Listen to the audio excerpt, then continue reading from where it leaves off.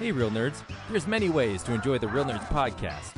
You can listen to us on Stitcher, iTunes, and now Spotify and iHeartRadio. You can see what we're up to around town by following us at Real Nerds on Instagram. And if you want to send us your thoughts, you can email us at realnerds@gmail.com or call us at 720-6nerds5. Like us on Facebook at Real Nerds Podcast or tweet us at Real Nerds. And now on with the show.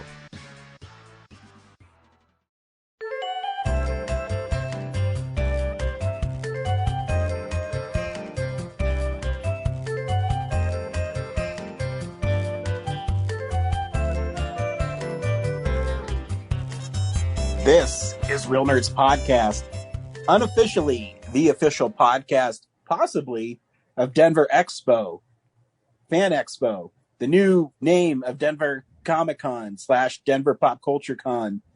But you can always go on to popcultureclassroom.org to help that charity and see what they're doing around town with a lot of things. Every week on Real Nerds Podcast, we see a new movie and we podcast our experience of the world. This week, we saw Zack Snyder's Justice League. Stay tuned to the end of the episode where we will tell you should see the film, play the trailer, and then spoil it. Yes, an actual movie that has spoilers because it's a comic book movie and it's epic. With me most weeks is Zack and Brad. Zack, you're muted. And Corinne's muted. Come on, guys. And Corinne. I'm here. Hi. Hey. Hi. I'm alive. I feel like I'm talking to myself. Gee, many Christmas. Ryan, maybe you are. What if we're not real? Oh my gosh, is this the Matrix? No. Like, This is a ghost I'm not story. even like really here. That's my really shitty Keanu Reeves. Checking in, Ryan. But you've always lived here. We also talk about movie news, Blu-rays that are coming out, general movie musings. We're a movie podcast. We've been doing it for 10 years. General Movie Musings is my favorite member of the commanders of the armed forces. You know, a great general. That's a great job. Yeah. Wow, lots of energy going right now. Come on, guys. This is the Justice League episode. Let's get it together. Well, I mean, I think Ryan should pimp the fact that we're going to have like our 10th anniversary special here in like, what, 2 months? A month and a half? Yeah, it's getting close. Mm-hmm. Yep. We're Where gonna we will all duke pick it out. our Head to head. list of 100 favorite films, and we will debate which films will make it into the top 100 films of our existence. I don't want to even try for my choices. Can't I just be the moderator of this debate? I mean, sure, it'll make it easier to do. 100. It's not about ease and comfort. It's more just like I know that I'm going to lose the argument every time. So I'd just rather be the moderator. You can also check our Twitter and our Facebook for Corinne's Movie Madness 2021 edition, where you will be able to vote on what Disney movie you prefer on a list we generated against ourselves, which I think is really weird. And it's futile because she wants Beauty and the Beast to win no matter what, so... Yeah. Oh, it won't. I'll make sure that Pinocchio fucking wins this motherfucker. Well, that's for the listeners and the fans to decide. I mean... That's why I chose The Little Mermaid, just to skew the results. Fuck yeah. So mean. Fuck it. Maybe some people think The Little Mermaid's a better film. Who knows? I mean, it's not a bad film by any means, but come on. Beauty and the Beast. How do you vote against that? Excuse me, Corinne. Does it have a toad who rides a motor car? No, but we haven't made it to your bracket yet, Zach. Hey, Ryan, tally-ho! Tally-ho! Hey, every girl wants Mr. Toad's Wild Ride. Oh, we're on our way to Nottingham, to Wickingham, to Wickingham. Gosh. Yep. That'd be great. Hey, Brad, can't people see your short films soon online in a short film festival? They can. Next weekend, depending on when this episode goes up, it'll be March 26th-ish. You can go to the Colorado Shorts Circuit Film Festival, and they're going to be screening a bunch of films, not even just from Colorado, kind of from all over. It's a bit of an international film festival. Most of them are from Colorado, and yeah, mine will be in there. So Sweet. Very cool. tickets are on sale. I don't have the address on me right now. But just know you can get them. 1234 South Place Street. Here, I'm going to pretend that I am just an average citizen. Mm-hmm. I'm going to type Colorado Short Circuit Film Festival into the Google search bar, and it was that easy. It's the first thing that came up. So, nice. Colorado Short Circuit Indie Spirit Film Festival. I didn't even need to know the address, but it's indiespiritfilmfestival.org, and that's your direct access to getting your tickets and then watching all those films virtually throughout the day of next weekend, March 26th, 27th, and 28th. So do it up, people. Yep. And you can also go to Zack's separate podcast and listen to his panel that he did with the one and only Leonard Maltin. You can do that. It's the audio version, which thankfully the visual components wasn't overflowing, so you're not missing much yet. But eventually, I will release the video. Until then, enjoy the audio version. And where can they find that, Zack? They can find it at ballyhooreviewpodcast.com or at Yesteryear Ballyhoo Review on your podcatchers. Wherever you get your podcasts, Ballyhoo will be there.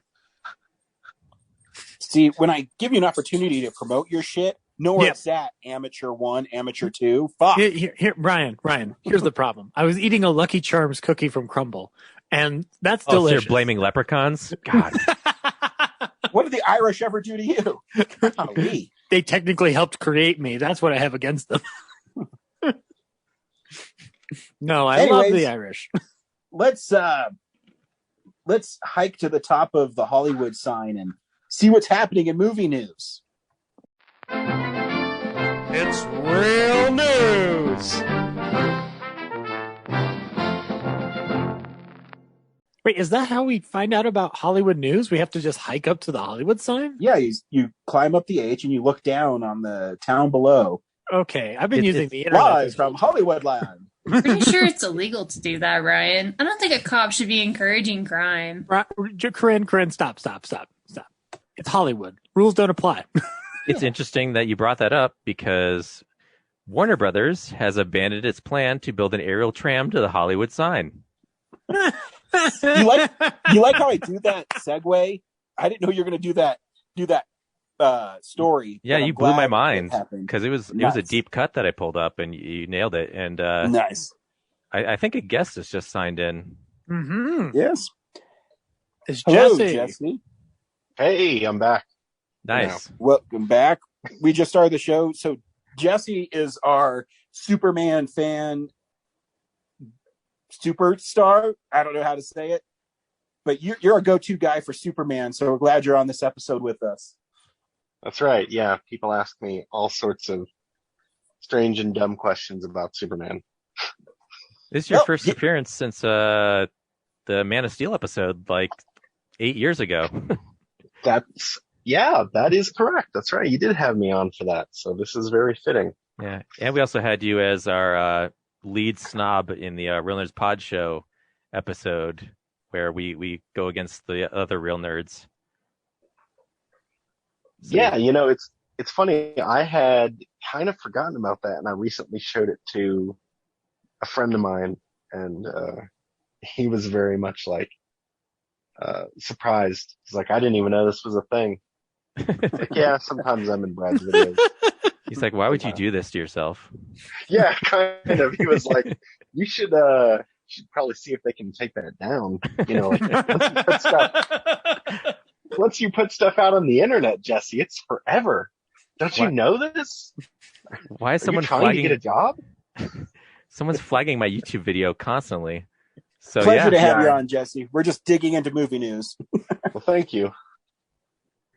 So like I said, the Warner Brothers was planning on doing some kind of touristy gondola that takes you to the Hollywood sign, and I guess they're not going to do that now because it would be expensive, and people are isolating still, so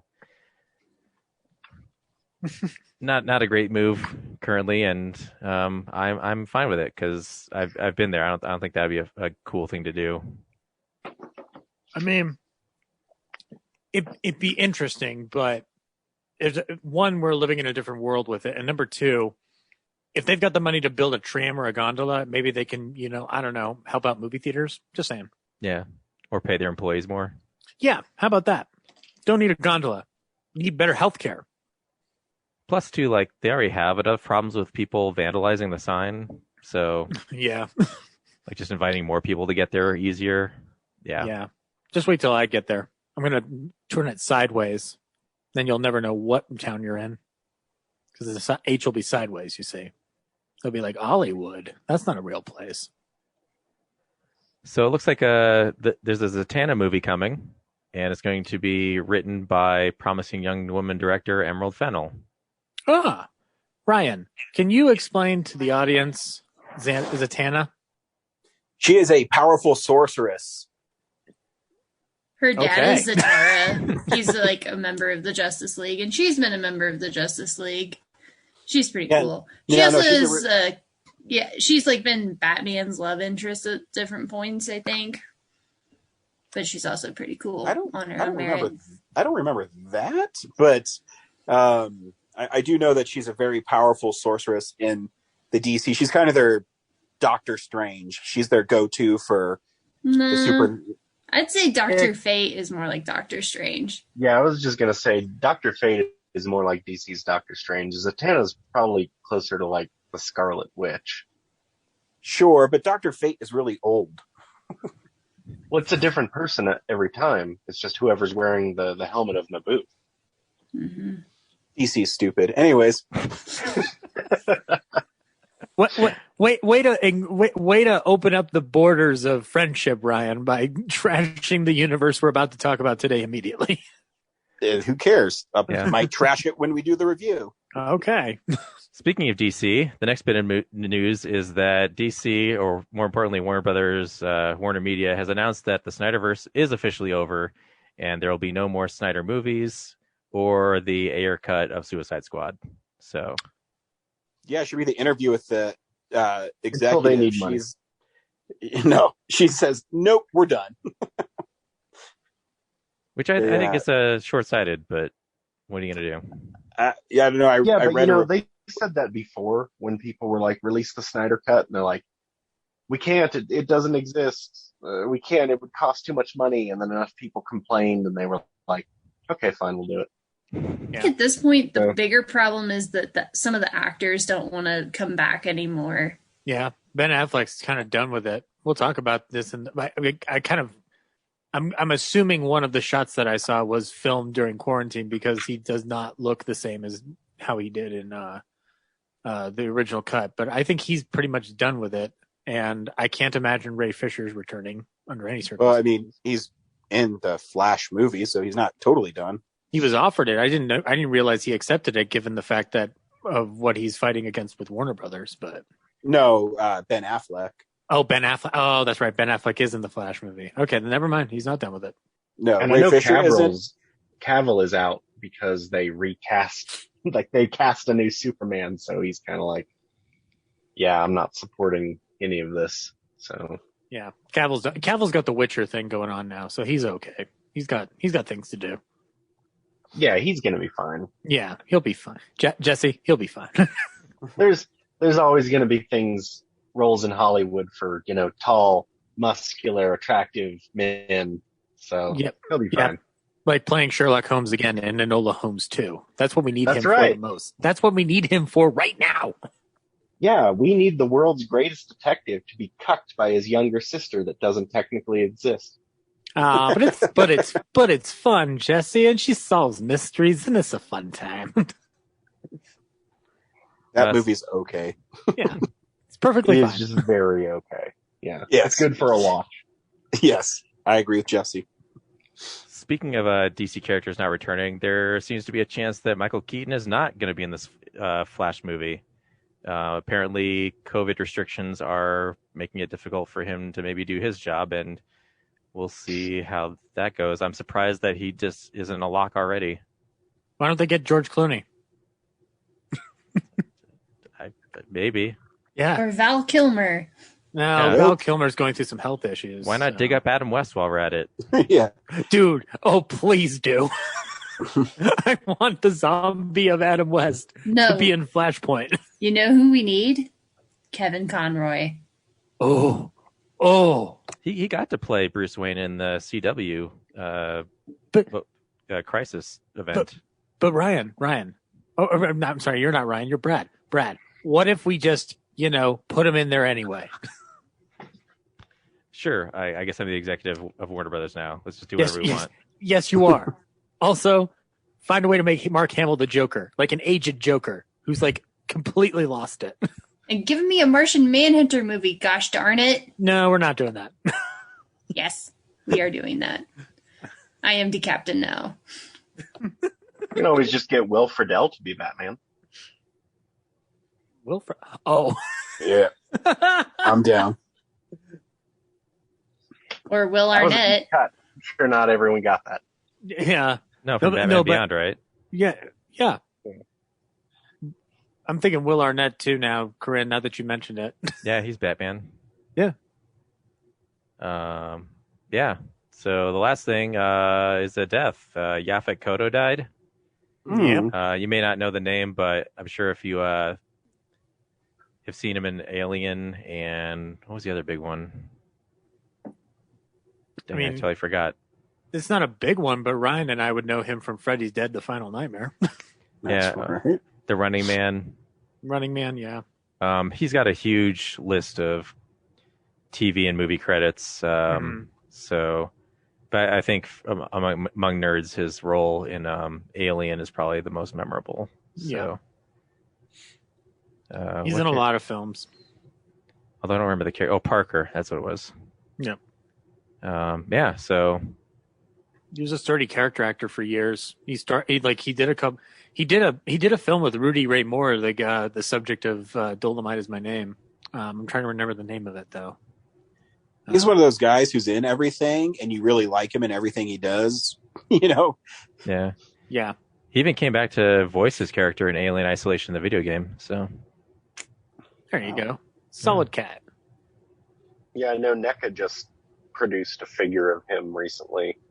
They were able to get his likeness rights, so nice. At least he's immortalized in plastic forever. Yeah, they had like a huge 40th anniversary Alien release, a bunch of stuff. So, yeah. So that's news for this week. Movies come out on Blu-ray, and sometimes we get them. DVD releases and Blu-rays. Is Blu-ray like an antiquated form of cloud storage? I don't understand. Yeah, we here at the Real Nerds, we still indulge in physical media because media. This is Jesse. It's the hill we've all decided to die on. I know it seems silly, but it means so much to us. Yeah. So I think this is when, because I was very much the same. I don't know why, but for some reason it was very easy for me to digitize my music and sell my CDs. And for the longest time, I held on to all my DVDs and Blu-ray. And I remember one night I was looking for a movie on Netflix that I knew they had it, and it must have just come down, and it wasn't on Netflix. And I owned the movie, and I just remember looking over at my shelf and seeing the movie on the shelf and just being like, well, but then I'd have to get up and I'd have to put it in the PlayStation 4 and I'd have to turn off the game that I'm playing on the PlayStation. The whole thing was just so much effort that I was just like, oh, I really wish this was just available streaming or something. And I think that's when it broke my brain. And then I ended up getting rid of all of my DVDs and most of my Blu-rays and stuff. So. Yeah, I can't stand the thought of the studios deciding which ones I can watch. I still understand why they can't be up all the time. I don't know why they have to curate them constantly. Contracts, my man. Contracts. I know. I don't want to be holding to that. I want to just look over at my shelf and be like, oh, God, I got to stand up and walk over there and get it. And this is still way better than not having it. Yeah. No, I get it. Sometimes I look over and they're like, God, I could just fit so many other things in that space. But that's my thing too. Is like I literally do not have the space for all of the DVDs and Blu-rays that I would like to have. So yeah, I'll just let them bury me. Just have to swim you're through. gonna be buried with them. Yeah, exactly. Or like even when I'm living right now, like I'll crawl inside of them to go to sleep, and then I'll crawl out of them to get to work. They're like your tauntaun, as it were. Exactly. Yes, it's like a. They probably smell a lot better. Yeah, exactly. It just smells like used plastic and sadness. That's all. So actual releases this week, I totally forgot. Part of news was that it kind of merges into both. Is they're releasing the Indiana Jones trilogy, or I guess saga on 4K. So you were right the first time. I don't want to falsely advertise that you're only getting 3 movies in this deal. You will be getting the 4 no matter what you want to do. There is no plans to do single. You're only getting 3 movies. Brad, you get it from the store. You go home, you open it up. Oh boy, 3 perfect movies. Wait, what's this extra one? Oh no. That's right. You're getting 3 movies and a fanfic film. So you're getting a promo disc for a fan fiction film. That's mean. I don't think Kingdom of the Crystal Skull is that bad. It's not that bad. I've come around on it. It's not perfect. Yeah, I've seen worse movies. It was so bad Shia LaBeouf was in it. I mean, that tells you pretty much all you need to know. Oh, I'm glad. Although I will say he wasn't in the worst of the Transformers movies, so there's that. Yeah. Oh boy. Yeah, and there should be a steelbook version at Best Buy and a regular edition. No, doesn't seem to be any plans to release them separately, so you will have to purchase all 4 if you want to get the 3 that you really want. Mm-hmm. That's in the future, probably August. But right now, News of the World comes out this week on Blu-ray 4K. The 2014 Godzilla has a 4K release. Sweet. Gattaca has a steelbook 4K release. Really? Yep. And Friday the 13th Part 2 has a 40th anniversary steelbook release. But I mean, if you had the Shout Factory edition, I'm not sure. Well, Ryan, was the Scream Factory one a super limited thing? I can't remember.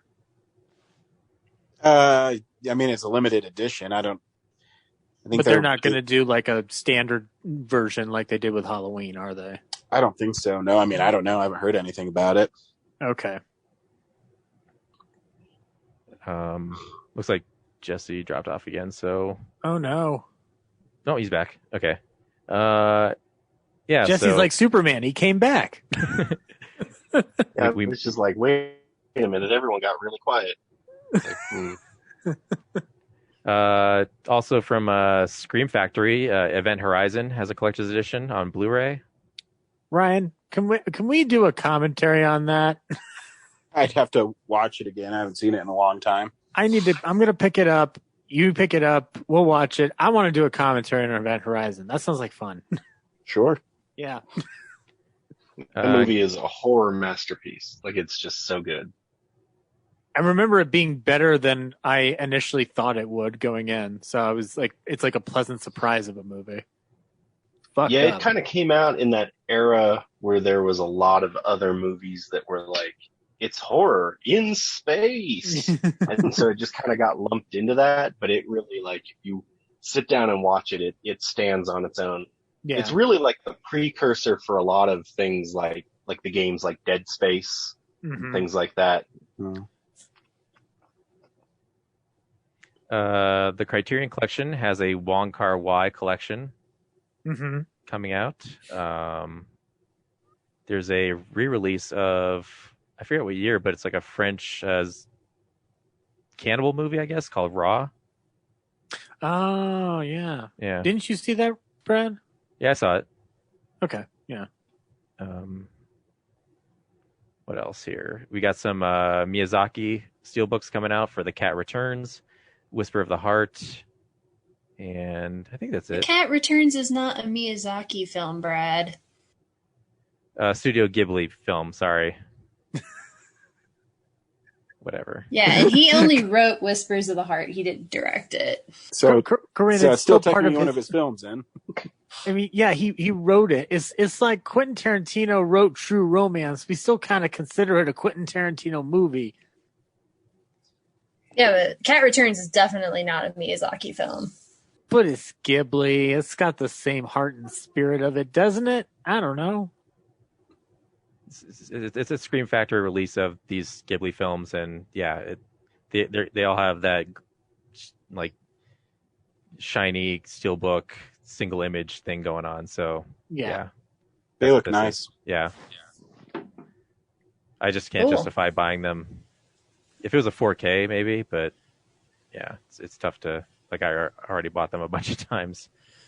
Speaking of steelbooks, Rad has a steelbook from Mondo with some sweet art on it. But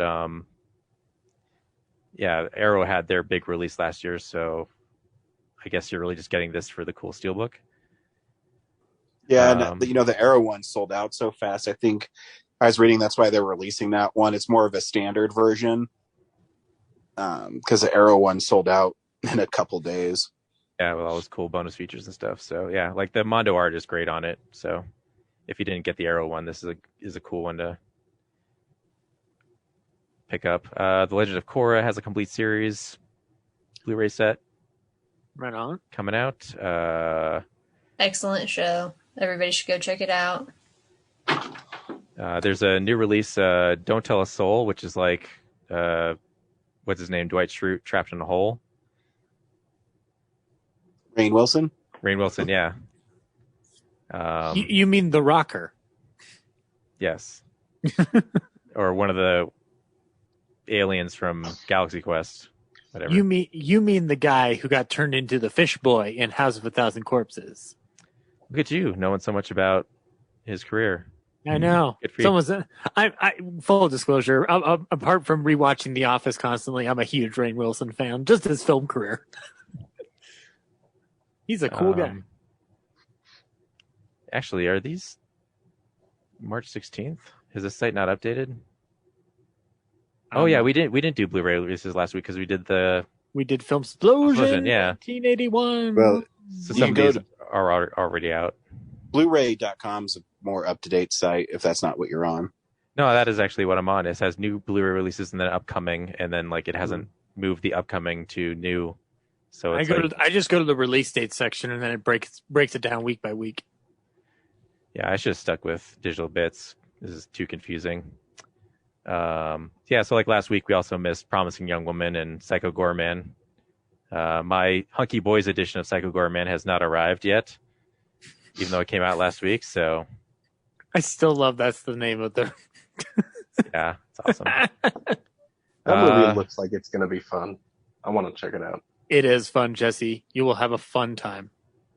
Yeah, I feel like stupid like monster comedies.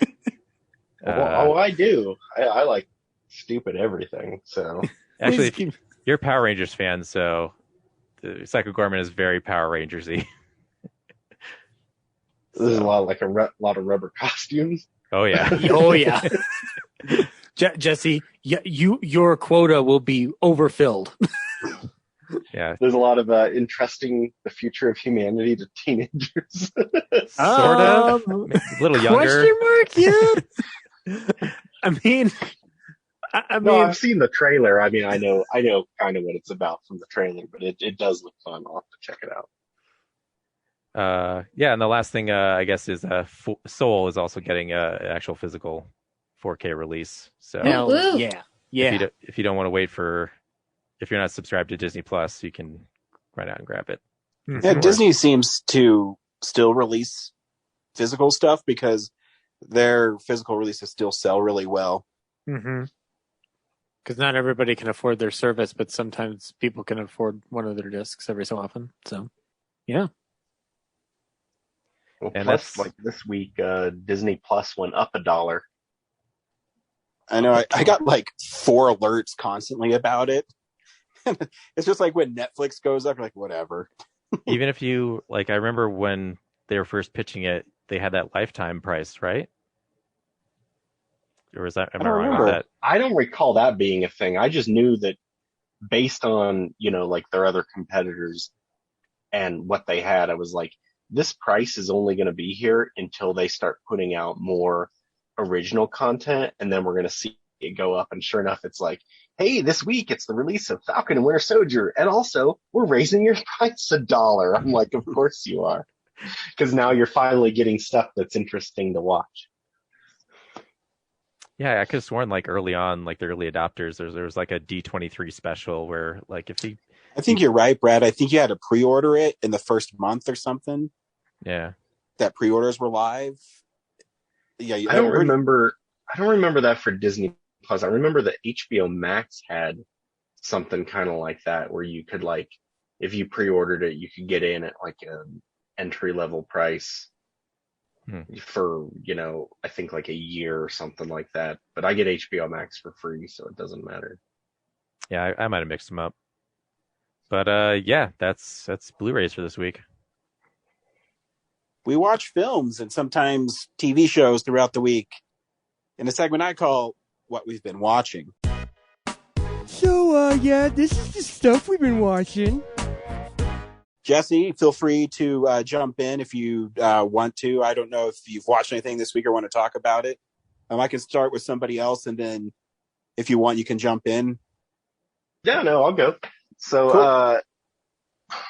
I don't watch a lot of TV in general, but I'm still really loving Snowpiercer on TNT. It's still like a really great, like, original show.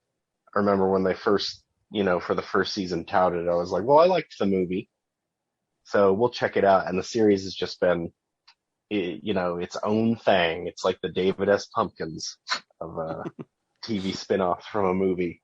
And it just continues to be really good TV. I'm still watching American Gods. I'm about a week behind. And this season hasn't been great. Like, I feel like every episode I'm kind of like, well, this is weird, and I'm hoping that it pans out.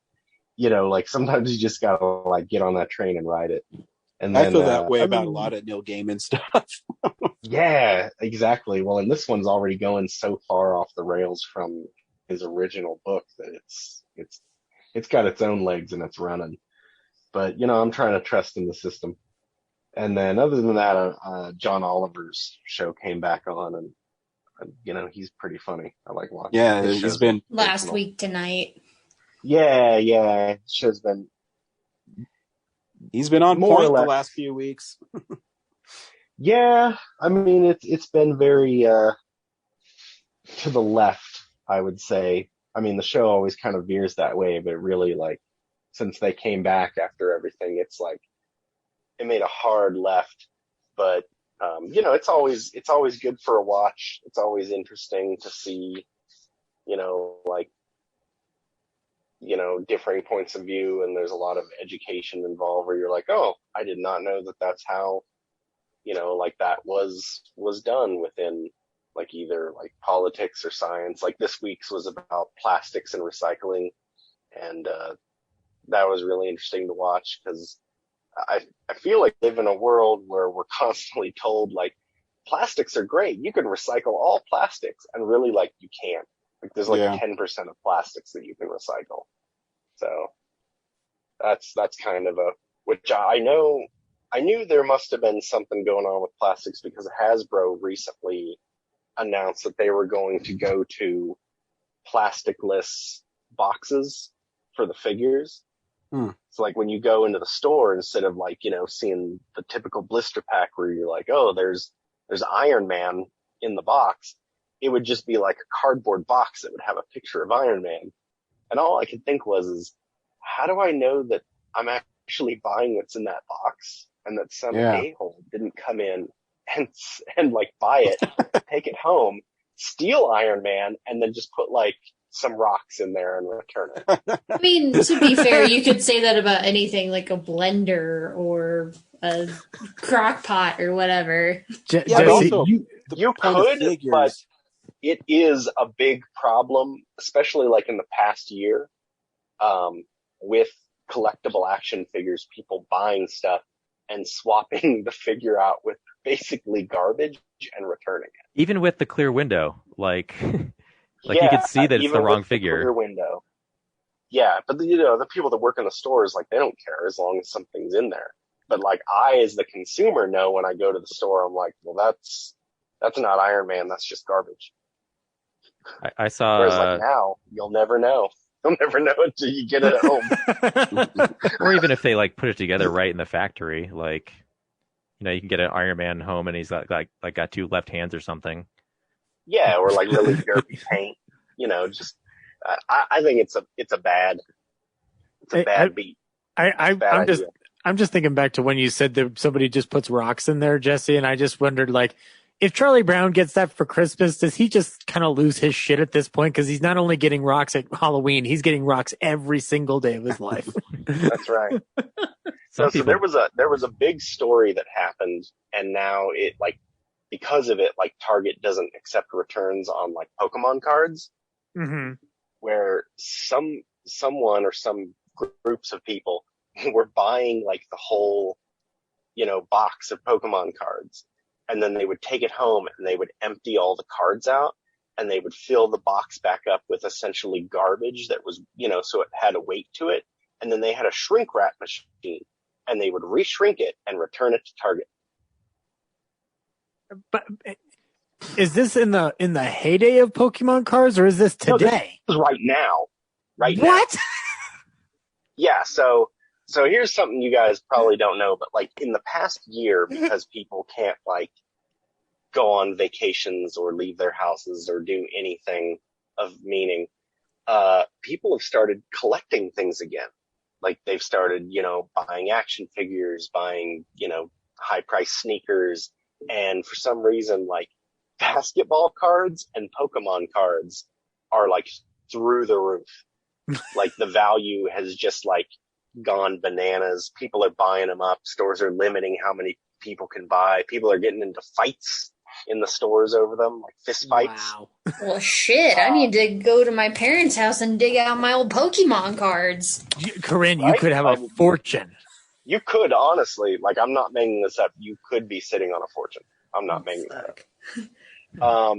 Yeah, people are just like nuts for them. So like McDonald's, and I only know this because I have a 2-year-old, but McDonald's had a promotion recently where in the Happy Meals, because it was like the 25th anniversary of Pokemon, and so they were giving out like little packs of Pokemon cards, and people were like buying the entire like case out the back of like a McDonald's. So then like when you go to McDonald's, they were just like, yeah, we don't have any Happy Meal toys.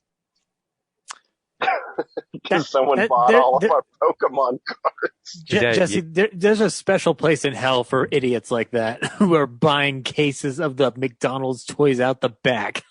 Yeah, I didn't know you could just go and ask for the toy. You don't even have to buy the Happy Meal. Yeah, they charge you like $1 or something for the toy. You can just buy Happy Meal toys. You don't have to buy the meal. But I guess because it was becoming such a thing, McDonald's had to change it where they were like, yeah, you have to buy a Happy Meal. And then even at that, they were putting, like, if you didn't have children with you, they were putting limits on how many Happy Meals you could buy. But it needs to be like the reverse of carding people for alcohol or something like that in order to get them to not do this shit. Yeah, I don't know. The world has just gone mad, but that's if you're not in the know, these are things that are happening around you. So I guess to be fair, Jesse, you've got to catch them all, right? Someone's got to catch them all. I don't know, not me. I don't want to be the very best. I gave all of the ones that I'd gotten from Happy Meals away to some guy in a local group, and he was very thankful. And yeah, I didn't like mean to, but I kind of like took a dig at him where I was like, well, my daughter's 2, so she's a little too young for Pokemon, and I'm 40, so I'm a little too old for Pokemon. And, like, this dude was like clearly like 40, if not older, and just the look on his face where he was like, I'm angry. You're giving me free cards, but I don't like what you just said. There was just a lot of emotions he had going on. Oh, he kept his mouth shut, right, Jesse? He did, yeah. He didn't Okay, say good. anything. He had the look of like, like the. I'm so close to the end of the sale. Yeah, exactly. He's just like, he's giving them to me for free. I'm just gonna take it. You can see tiny sweat beads coming out of his forehead, going like, "Don't say anything." Yeah, he's just dripping sweat. It's just running down. I want to unleash my Charizard right now, and I can't. But Cool. But yeah, I got us like way off topic. But yeah, other than that, I watched the first episode of Falcon and Winter Soldier, and I've been watching the WandaVision. So I also watched, which was very uncharacteristic for me, but I love the live action movies. I watched the I'm blanking on it. Something in the Black. It's on Netflix. It's the Pacific Rim, the Black. That anime series that they did on Netflix. Oh, baller! And it's very anime. Like it's kind of funny to see like a series that was like an Americanization of anime that has been now animeized kind of a thing where it brought back to its roots. Yeah. Yeah, exactly. It was like, oh, I love Pacific Rim. I'll check this out. And I watched it and I was like, this is very like Pacific Rim, like Evangelion again, I mean, Corinne, it might be up your alley then. I've never heard of this. I might have to check it out. But I've never seen Pacific Rim the movie, so I might be lost. No, it does. It has like a really quick like recap at the beginning. I mean, like the movies aren't like super in depth. Like it's basically like monsters came out of the sea, so we created giant robots to fight monsters, and you're like, that's it. That's the story. Giant robots fighting giant monsters. Throw a rock and you'll hit an anime based on that. Yep. So yeah, I mean, it was good for a watch. It was interesting. I was able to fly through it really fast, so I checked that out.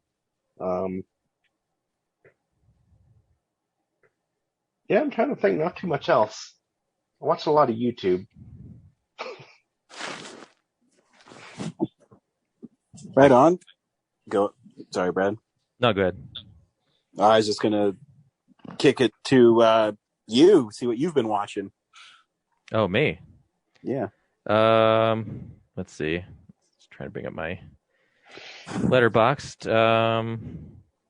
Yeah, I after I watched that reaction video to the Avengers Infinity War and Endgame, I've been kind of waiting to maybe see it again in the theater, like through a private screening, but I was like, you know what, I'm just gonna watch it because I haven't actually maybe watched them in a year or so, and it was great, like watching them back to back for the first time.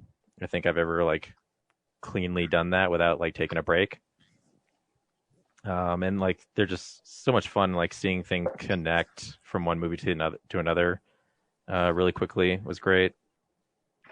And it really kind of like provided an interesting contrast for what we're going to talk about later. Then the other two things I watched were How'd This Get Made did a review of a movie called The Talking Cat, which is like never heard of it. Yeah, it's some really low budget, like The Room level kind of hobbyist film, I guess, about a talking cat that's apparently voiced by Eric Roberts, who decided to do all of his VO on his iPhone and send it in. It looks like it sounds like he did the read in like 10 minutes for all of his lines and then just sent the file. But yeah, Eric Roberts cannot be bothered with acting. He's the only name that you'll know from this movie. The rest is all fresh faces. But there's this cat, and it wanders through this. I guess I can't tell like where they are because some of the exteriors are like a mansion in California, and then sometimes there's like stock footage of a beach in Costa Rica, and then the other house in the movie is like looks like it's in Oregon. So yeah, I'm not really sure where it exactly takes place, but the cat wanders into the life of this guy who works for a tech company, and he decides to retire, and his son is tutoring this other girl, and he's struggling with what to do with his free time. And then meanwhile, there's this other family in the cabin that looks like it's in Oregon, and the mom has twin son and daughter. The daughter's trying to become like a tech billionaire, and the son is just trying to figure out what to do with his life. And she's trying to have a catering company work out. And the cat wanders between both these two lives, trying to like get them to come together and be a part of each other's lives. And yeah, the cat has like an animated mouth that, like, if you did it in After Effects and just like put like a black circle and stretch it a bunch, like that's how he talks. And he only talks to like people once. That's his rule. Like he'll actually vocalize, like he's always talking to the audience, but he'll talk to the characters one time. And, you know, it's never anything super helpful. It's just him. He says something to them one time, and that's it. And then he's not allowed to talk to them ever again. And it's insane, and just shot horribly. And yeah, luckily there was a Riff Tracks version of it too, so I watched that afterwards. And they made fun of it, which was a lot of fun. And then the Riff Tracks version led me to Roller Gator, which is another terrible short film that has at least one famous person, Joe Estevez, in it. And there's a puppet alligator that lives in the sewers, and a roller skater girl finds him and helps him escape the carnival that he's employed to. And yeah.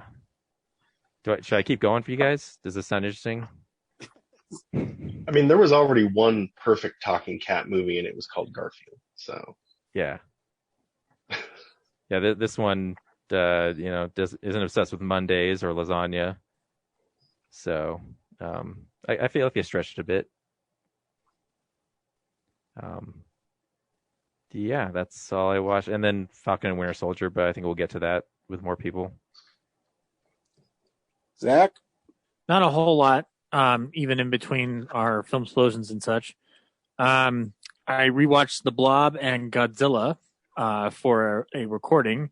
I hadn't watched The Blob with Steve McQueen in a while, and I forgot how old Steve McQueen is in that movie and what he's supposed to be playing.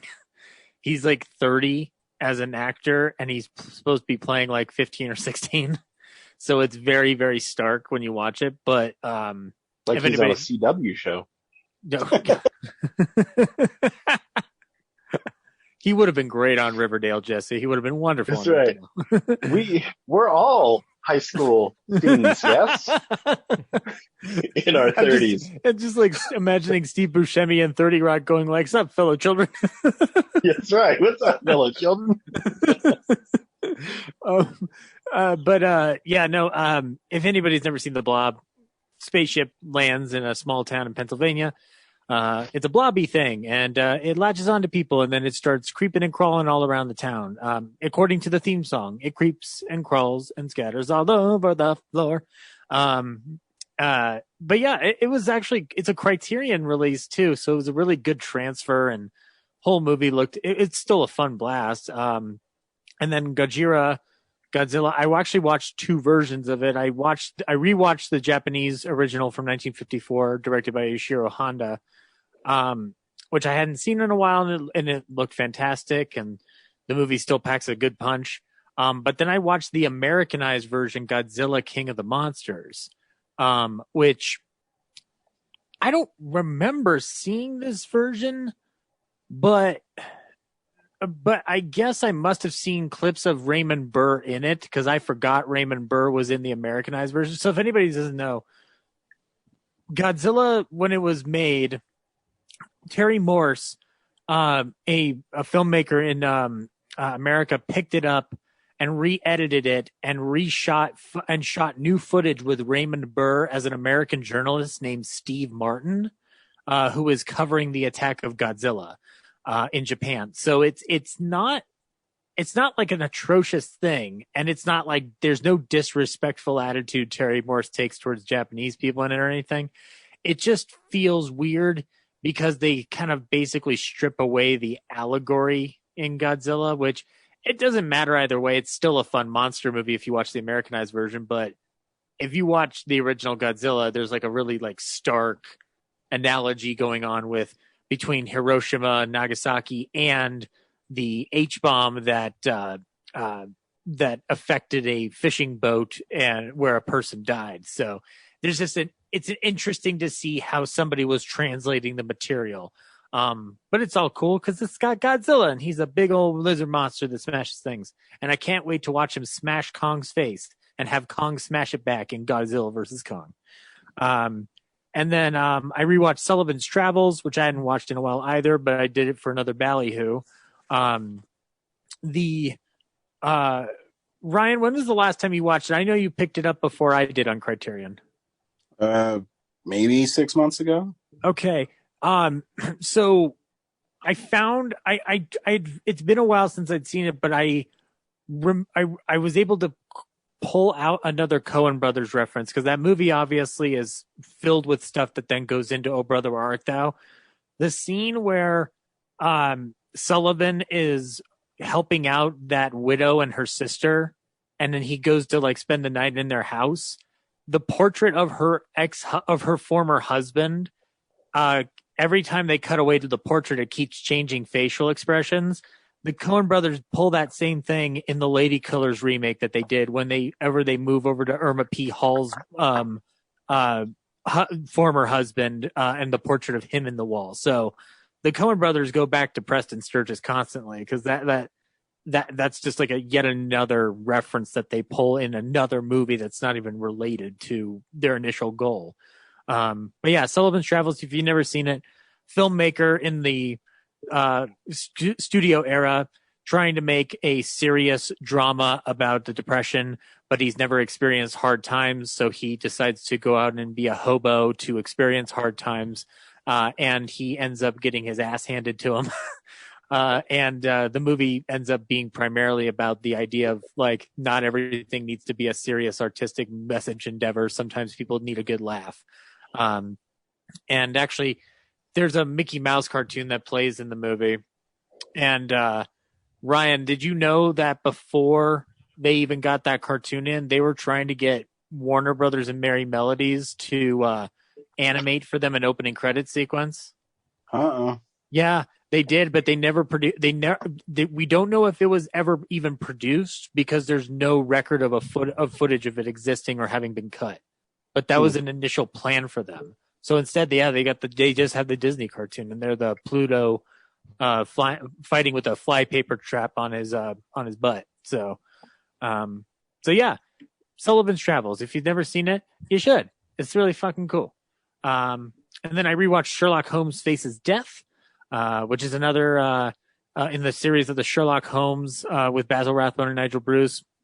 This one finds Sherlock Holmes solving a murder inside of a mental kind of rest home, and it's a fun time. There's a lot of fun gags with Inspector Lestrade getting trapped inside little hallways inside the house, and Sherlock Holmes just rolling his eyes, going like, fucking Lestrade.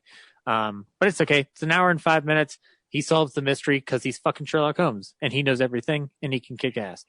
And then the last thing that I watched was a movie that I heard about on a Marx Brothers podcast that I didn't know existed, but it's produced by David and Jerry Zucker and written by Pat Proft, who wrote a lot of the Naked Guns and the Hot Shots films. And it's called Brain Donors.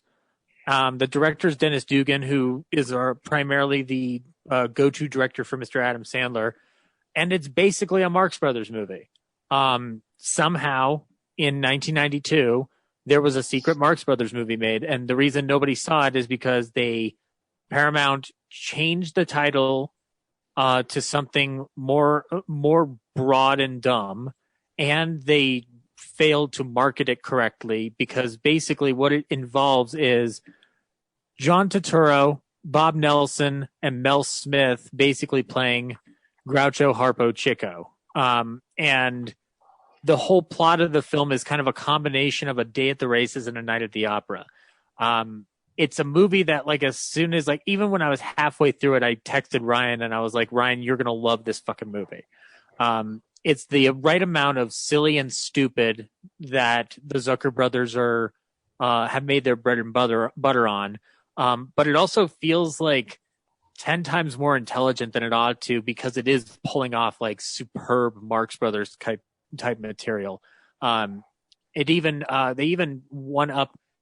Instead of an opera, they do a ballet, and I would argue that as much as I love the insanity in Night at the Opera, I'm tempted to say I prefer the insanity at the end of Brain Donors as a comparison, because everything that I would probably want to see in an amped up version of a Marx Brothers movie happens in that moment with the same aesthetics as a Night at the Opera. So yeah, if you've never seen it, it's on. You can rent it on Amazon Video, and you can get it on Warner Archive DVD. But it's called Brain Donors. This is John Turturro playing kind of like a Groucho Marx character. I want to say like a year or two before Barton Fink hits. And I don't think I've ever seen him do really a comedy of this nature ever again. So if you want to see what John Turturro's career might have done had the movie been successful, this is your example here. So yeah, Ryan, I do hope you check this out at some point, because I think you'll really get a fun kick out of it. It's like 75 minutes, breezes by.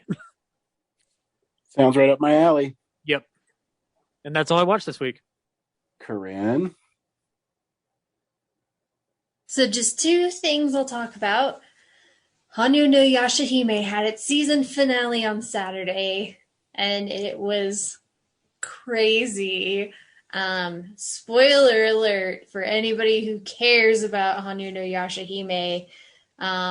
They did the ballsy move, and they killed off one of the main characters, and then the other two main characters like raged out on the main bad guy, and it was this awesome fight.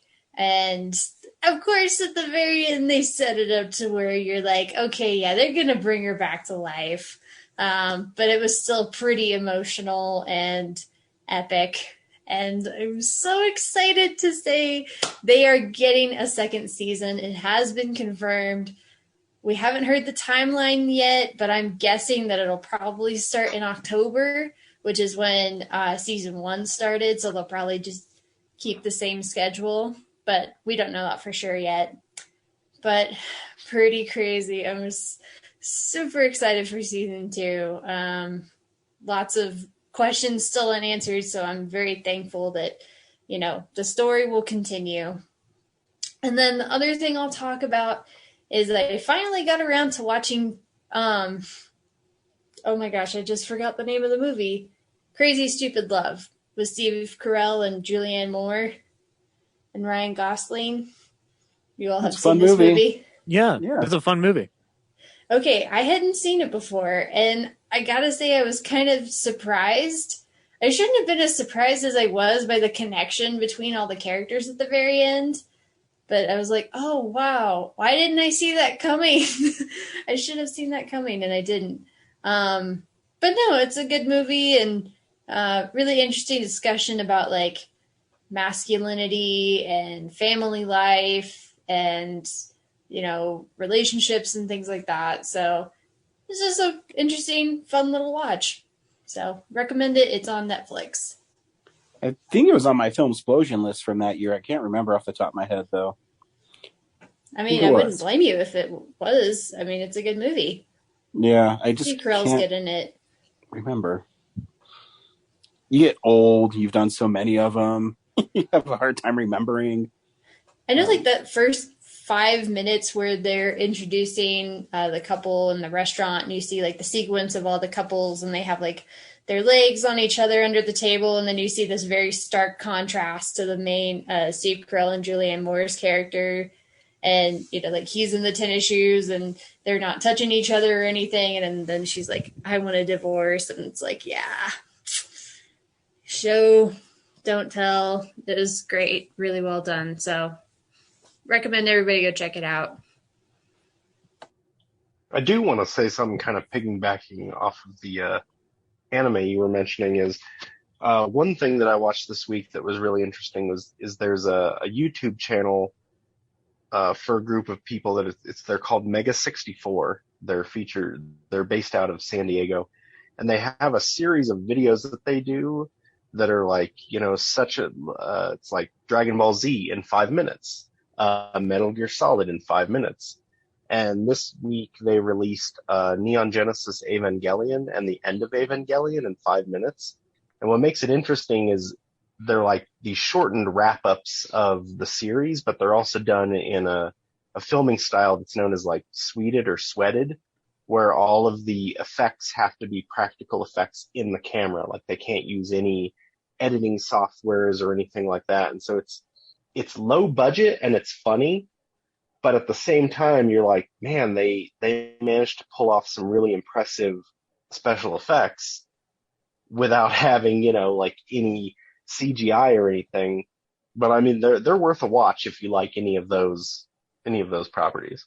That sounds awesome. I'm gonna have to check out the Dragon Ball Z one for sure. What's it called again? Mega 64? Yeah, Mega 64, all one word. They have a bunch of videos that they do. They're really like, if you start looking into their other videos, they're really like hit or miss, but like any of their like in 5 minutes series, and spoiler alert, they're never 5 minutes. Like they always go way over 5 minutes, but, all of those are gold. And I think so far they have like Dragon Ball Z, the Frieza saga, Dragon Ball Z, the Cell saga. They haven't done the Buu saga yet. And then they have Metal Gear Solid, and then Neon Genesis Evangelion, and End of Evangelion. Now, are they able with, it's already hard enough to make the End of Evangelion make sense in like 4 hours. How do they do in a much shorter time? I mean, it does make sense, but it's more kind of poking fun at the fact that it doesn't make sense. So, right. I mean, you just have to watch it to see. But I mean, you get the general idea of what's happening because they're still breaking it down for you. But it's just great because everything is like I said, it looks very low budget, but when you watch it, you're like, they actually did some really like amazing things with low budget, using like camera angles and lighting tricks and a lot of milk. Use a lot of milk for different things, but and then, it's just funny. It's a good time. So nice. If you're a fan of any of the series that they've done, I mean, it's worth a check. I don't know. I feel like we've all probably played like the first Metal Gear Solid game. I know most of you guys probably aren't into Dragon Ball Z, and I know Brad and I used to watch Neon Genesis, so. I do love Metal Gear Solid. Yeah, if you love Metal Gear Solid, go check it out. I just wanted to, I was like, oh yeah, I remember. I watched that this week.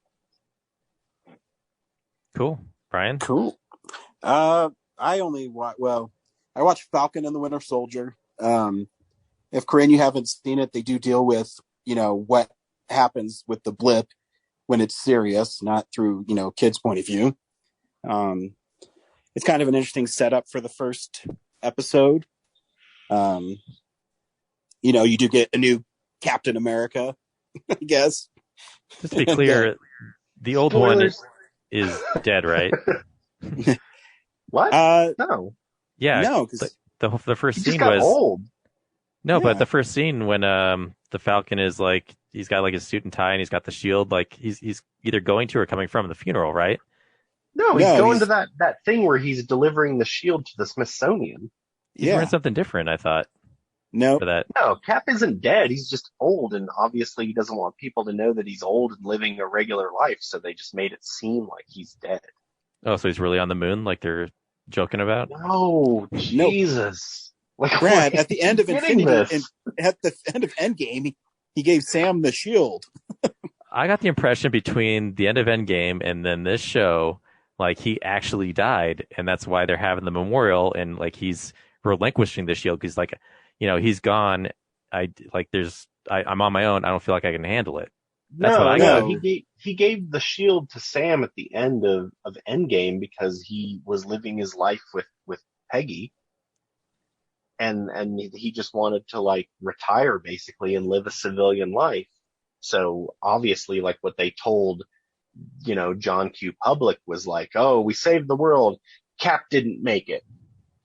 Like he sacrificed everything, and they just left it at that. They didn't say, yeah, Cap went back in time and married his high school sweetheart and got really old and he lives in Ohio. Go fucking visit him anytime you want. Like they just made it seem to the general public like he's dead, but he's still alive. He's still doing his thing. Because that's why people keep talking where they're like, oh, Chris Evans keeps saying, where he's like, yeah, I'd do Captain America again. I'd step into that role. And so people think that he's going to appear in this series. So, but no, he ain't dead. Yeah. He's just old. Yeah, I know. The show made it seem like he was dead to me because, like, I was like, why would you? Like, I assume Chris. Dead to you, Brad. Well, like I assume Chris Evans isn't coming back. I mean, he could, but like, I don't think there'd be a big reason for him to, except for like fan service. But sorry, Ryan, I totally continue. No, it's fine. No, it's. I thought it was an interesting choice if they did, because I was like, okay, cool. That like there are, some stakes to like him not being there. Like if I sit through the whole series, like come back and start kicking ass or anything like that. Well, no, and I also think they're setting up that, he's obviously Wyatt Russell's character is John Walker, who's U.S. agent, who is not a very good Captain America. And, they're setting up that not just because you have the shield doesn't make you Captain America.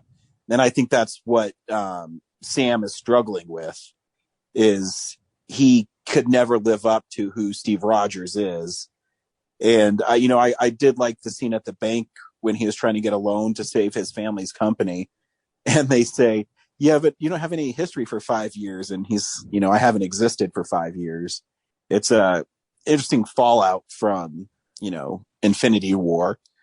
Yeah. And Endgame. And there's also a good fallout from that was the whole, like, does Stark pay you guys? Like, how do you make any money being a superhero? Because, like, how do you make any money being a superhero? That's why Peter Parker always struggles, man. He has to be a freelance photographer or a science teacher. Yeah, it's interesting to like dedicate yourself to like saving the world, and then they make it impossible for you to live in it.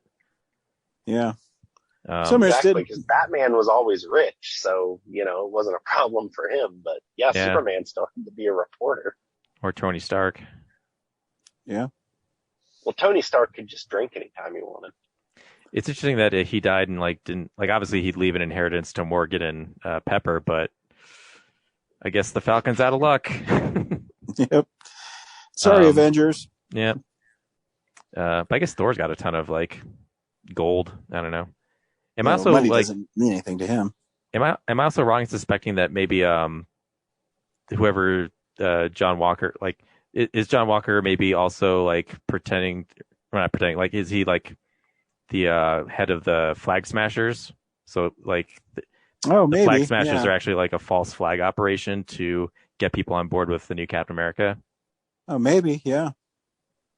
Yeah, I don't know. I know that the girl who was Enfys Nest is playing, her name is Carly something, I can't remember the last name, but it's supposed to be a reference to Carl something, who was the character Flag Smasher in Marvel Comics.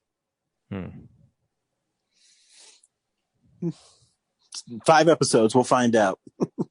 It's only 5 episodes? Right? I know. Well, yeah, 6. It is only 5. It's ridiculous. Or 5 or 6, yeah. Wow. Yeah. What are they doing after that? Loki. Oh, yeah. Okay. Yeah. And I only watched one other thing. I watched the reboot of Wrong Turn, which is, I don't remember when the original came out. The original dealt with kids getting trapped in the Appalachian Mountains by like redneck hillbilly mutant people and butchered. The new one is a group of friends go hiking in the mountains and they disappear, and one of the kids' father goes to look for them, and they're not like mutant hillbilly people. It's kind of a cult, and it's way different than the original. It's really gory. It's pretty fun. I like that it was different, but it kind of had the same vibe of people being hunted in the woods. Yeah, I mean, I can't really say too much or it gets really spoilery, but that's what it is.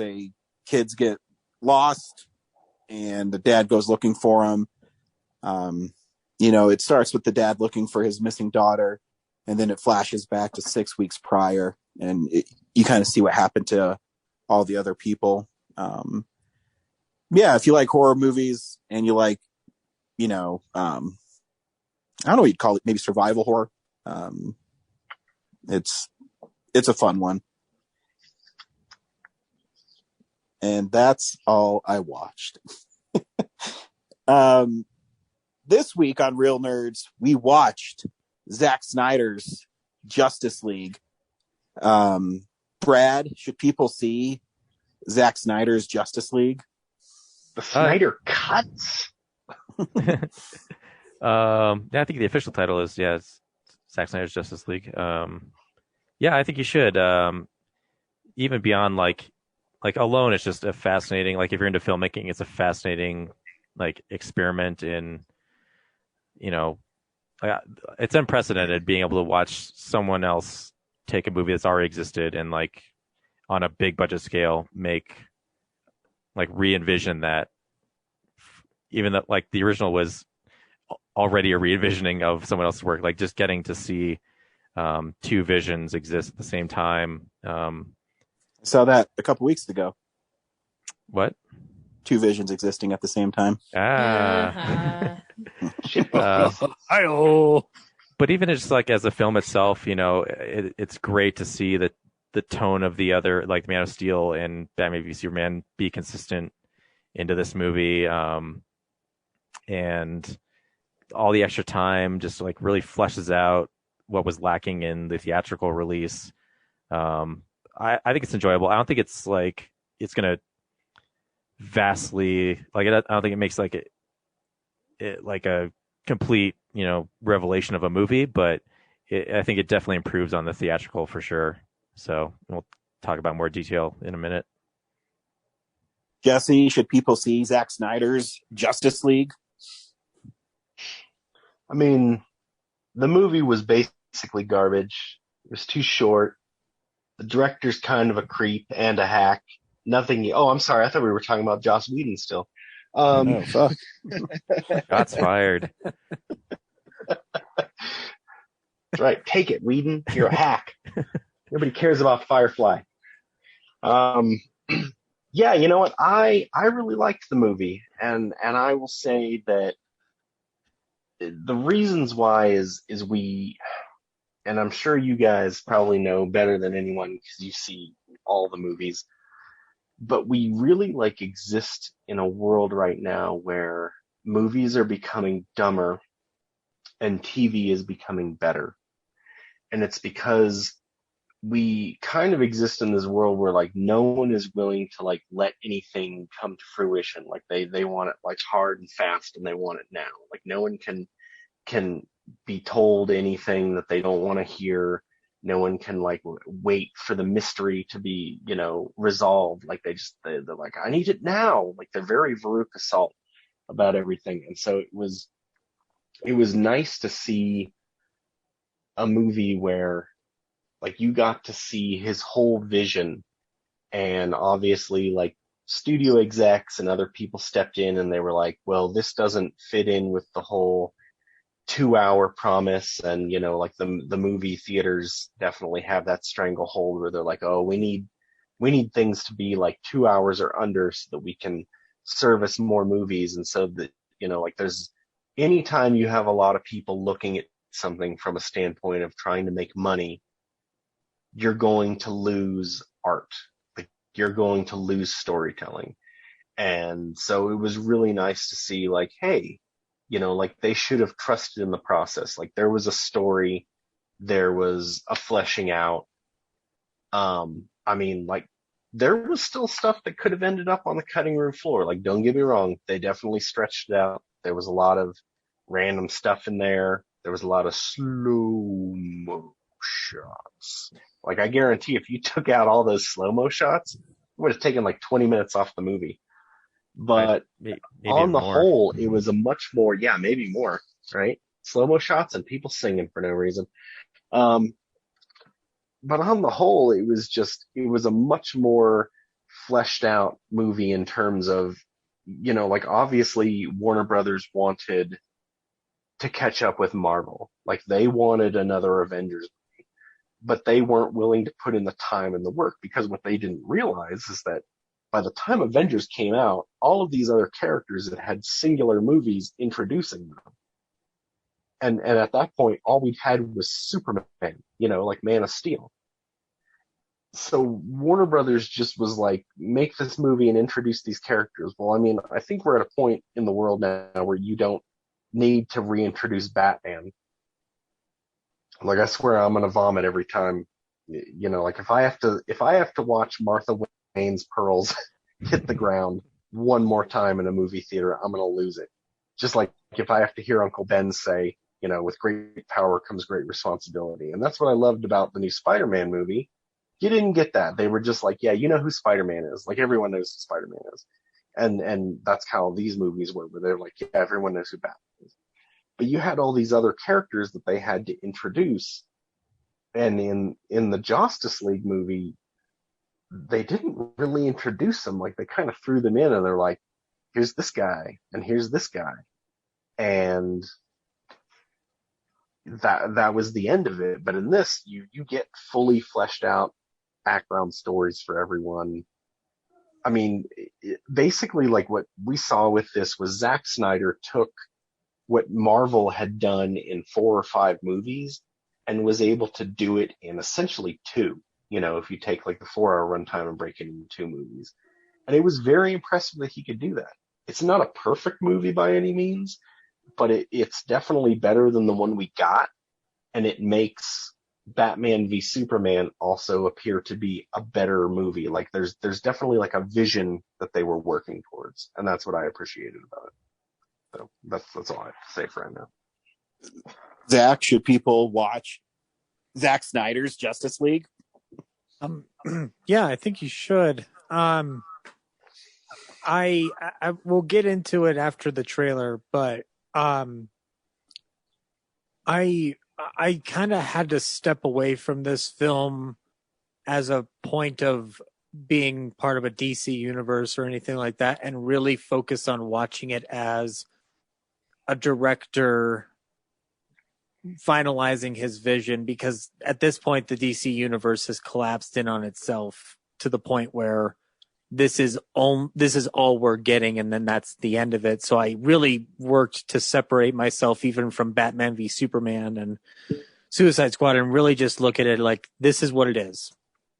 And I can say that if you are somebody who avoided the first cut of Justice League and are curious about what this looks like, this will probably be the version you'll want to just watch, period, if you want it out of your system. But we got to get past the trailer before we could talk before we could talk any more about it. But yeah, I think you should give it a watch, especially since it's on HBO Max. You're not really paying anything beyond your subscription fee to give it a shot. So, Corinne, should people watch Zack Snyder's Justice League? You mean slow motion the movie? No, it's called I think speed ramping, Corinne. Jesse pretty much nailed what I was gonna say. I felt like there were parts of this movie where it felt like it felt like it was a little too had its head too far up its own ass, sort of a thing, and especially like that first part or the first third of it. I was just like, oh my gosh, with the slow motion, can we please get to the thing already? I was a lot more invested in Cyborg's, his arc and his background. This, we actually get his background this time around, and it's nice. I thought that the design of Steppenwolf was a lot better. I thought his voice acting was a lot worse, and we'll talk about that. Ultimately, like, I started off really annoyed, and I got a lot more invested as it went on, to the point where, at the end, I was like, oh shit, like, I want to see the next movie. But of course, now they're like, well, this is the end. You're not going to get another one. And I'm like, what? Damn it. Don't tease me with Darkseid and then not give me Darkseid. Damn it. So, some things are better. Some things are worse. It feels more coherent at the very least. But it really ultimately feels like a movie that is made for DC fans, whereas Marvel tends to have like a lower entry point of where, you don't know who this person is. Well, here, we will explain it to you. So then that way, if you're not a comic super fan, you're not going to be lost. But there are several scenes in this movie, as Leslie Jones pointed out on her awesome Twitter thing that she did, live tweet, yeah. Where if you have no idea who any of these characters are from reading the comics or watching other TV shows or something, you're going to be completely lost. So it feels very much like a movie for the fans, kind of by the fans. So I guess just keep that in mind. But people have probably watched it already, so I don't think anybody's up in the air at this point. They're either going to watch it, or they're either not going to watch it, or they already have. Yeah, I mean, I think you should watch it. I think it tells an interesting story. I think it suffers from some pacing issues big time. I think some of the dialogue is really clunky and stupid. I mean, we've talked about the slow motion shots, and sometimes I don't think everyone's motivation is 100% defined, even in 4 hours. Corinne talked about liking the Cyborg story. I'm not so much on board with it. But anyways, you should still watch it, though. Here's the trailer for Zack Snyder's Justice League.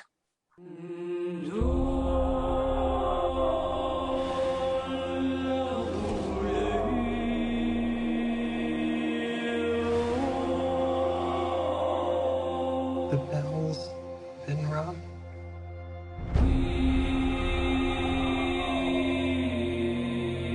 Out in the dark,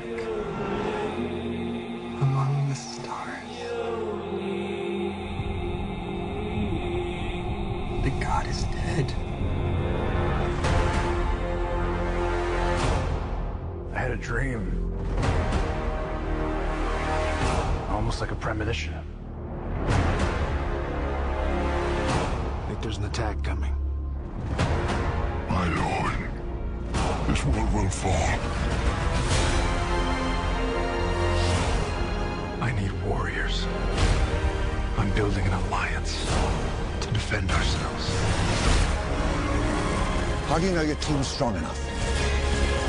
If you can't bring down the charging bull, then don't wave the red cape at it.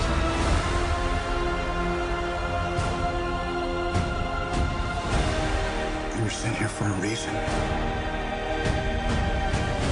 And even if it takes you the rest of your life, find out what that reason is.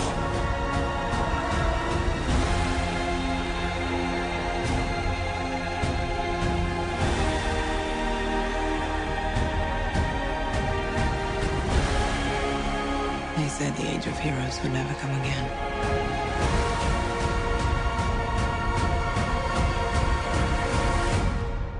It will. It has to.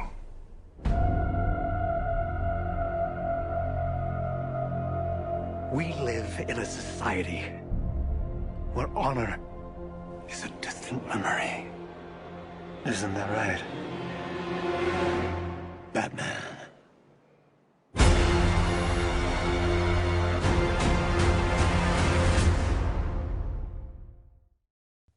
Yeah, this is one of those movies. Brad sent out a text that, we wish we talked about it right after the film. It's one of those movies you do need to, there's so much to unpack with it.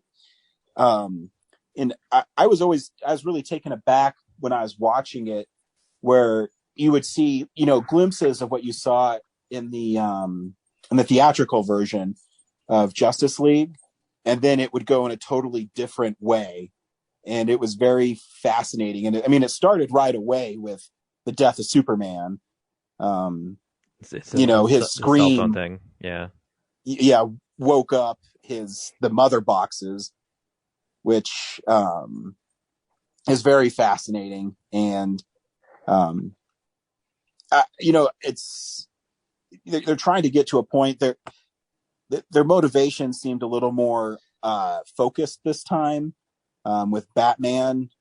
I still think Ben Affleck is a great Bruce Wayne in Batman. I wish he actually got his own solo movie. I'd love to see an older Batman, fight crime. I would have loved to see him fight Deathstroke the way this set things up. Right. I mean, it was cool that they did that little nod at the end where he had like the battle tank, and he had like the mutant gang all tied up in that pit, Yeah. Yeah, the Dark Knight Returns nod. Yeah.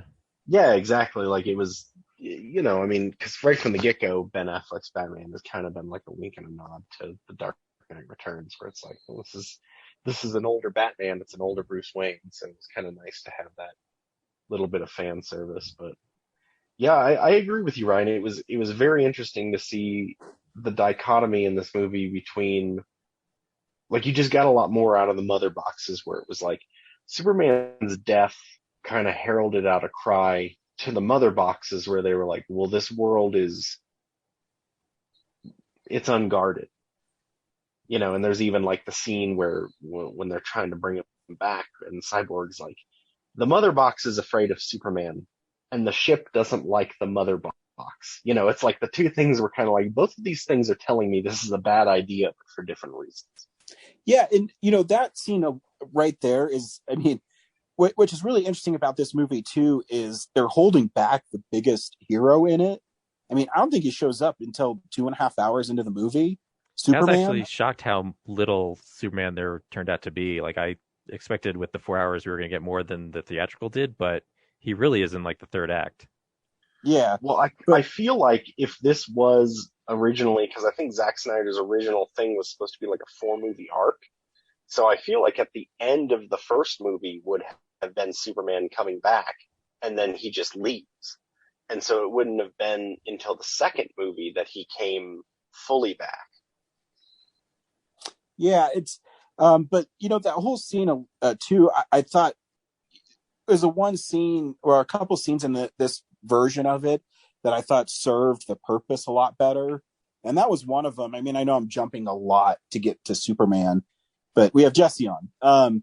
And, the bringing him back to life, I thought had a lot more weight to it this time, where, are we making the right... built it up more, for sure. Yeah, are we making the right decision?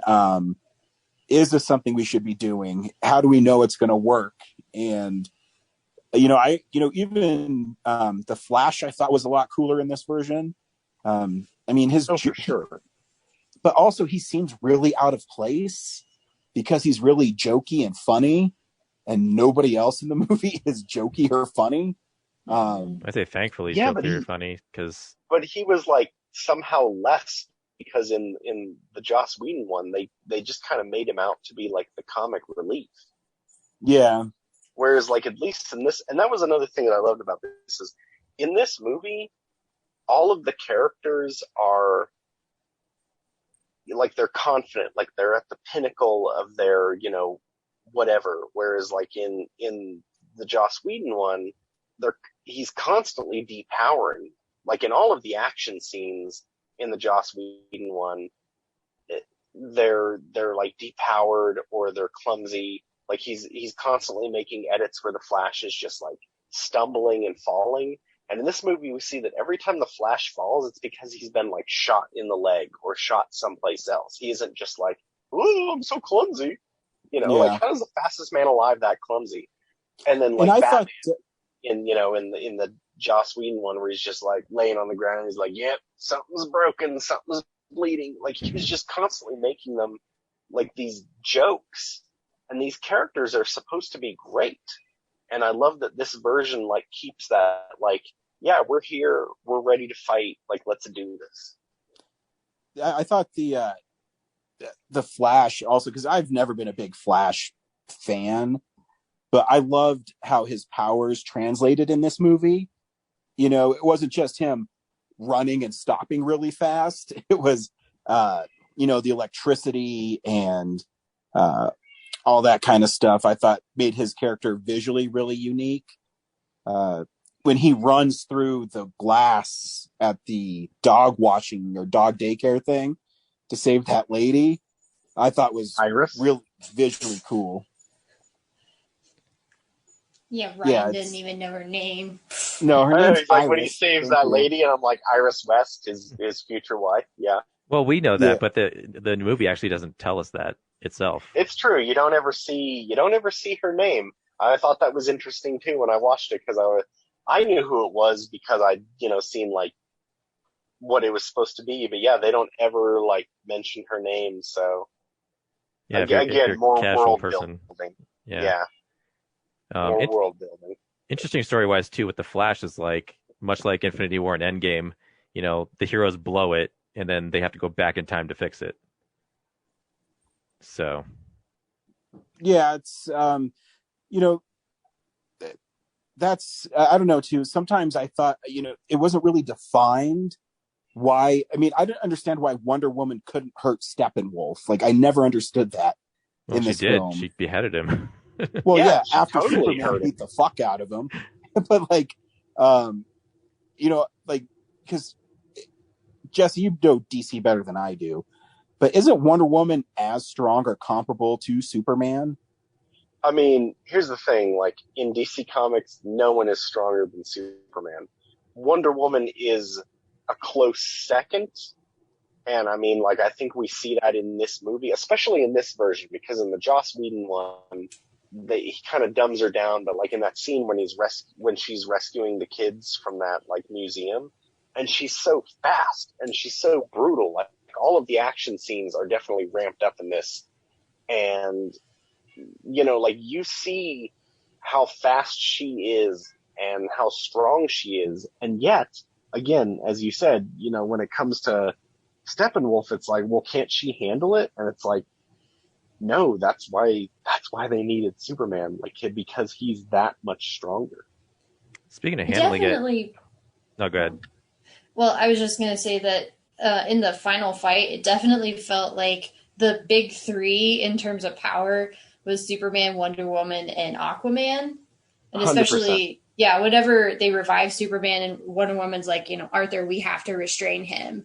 So it's like those two are definitely stronger than, arguably than Cyborg and Flash. I mean, their talents lie elsewhere, but in terms of just raw strength, well, I don't think Flash has ever been a strong hero. I think he's always been kind of weak. Yeah, he's not strong. He's just fast enough. But like, the thing that people don't realize about Aquaman, because people are always like, Aquaman sucks. He just talks to fish. And I'm like, Aquaman's strong. Like, he could like pick up a boat and throw a boat over a hedge. You know what I mean? Yeah. Yeah, didn't you see Aquaman? He's mostly takes a submarine to the surface. Yeah, exactly. Like, he's mostly bulletproof. He is, super fast under the water. I mean, Aquaman is kind of nothing to mess with. And so can Aquaman fly? No. Or can he just jump really far? I don't understand his powers on Earth. Oh, no, he can just jump really far. Yeah, it's just the strength that he has enables him to jump really, really far, or really high, or whatever. But like Jessica Jones, he can't fly. Yeah, exactly, like Jessica Jones. That's perfect. Yeah, it's just like all of his strength. But again, like, Aquaman is very strong, and I think Corinne hit the nail on the head where it's like the top three are, in terms of like power, is like Aquaman, Wonder Woman, Superman.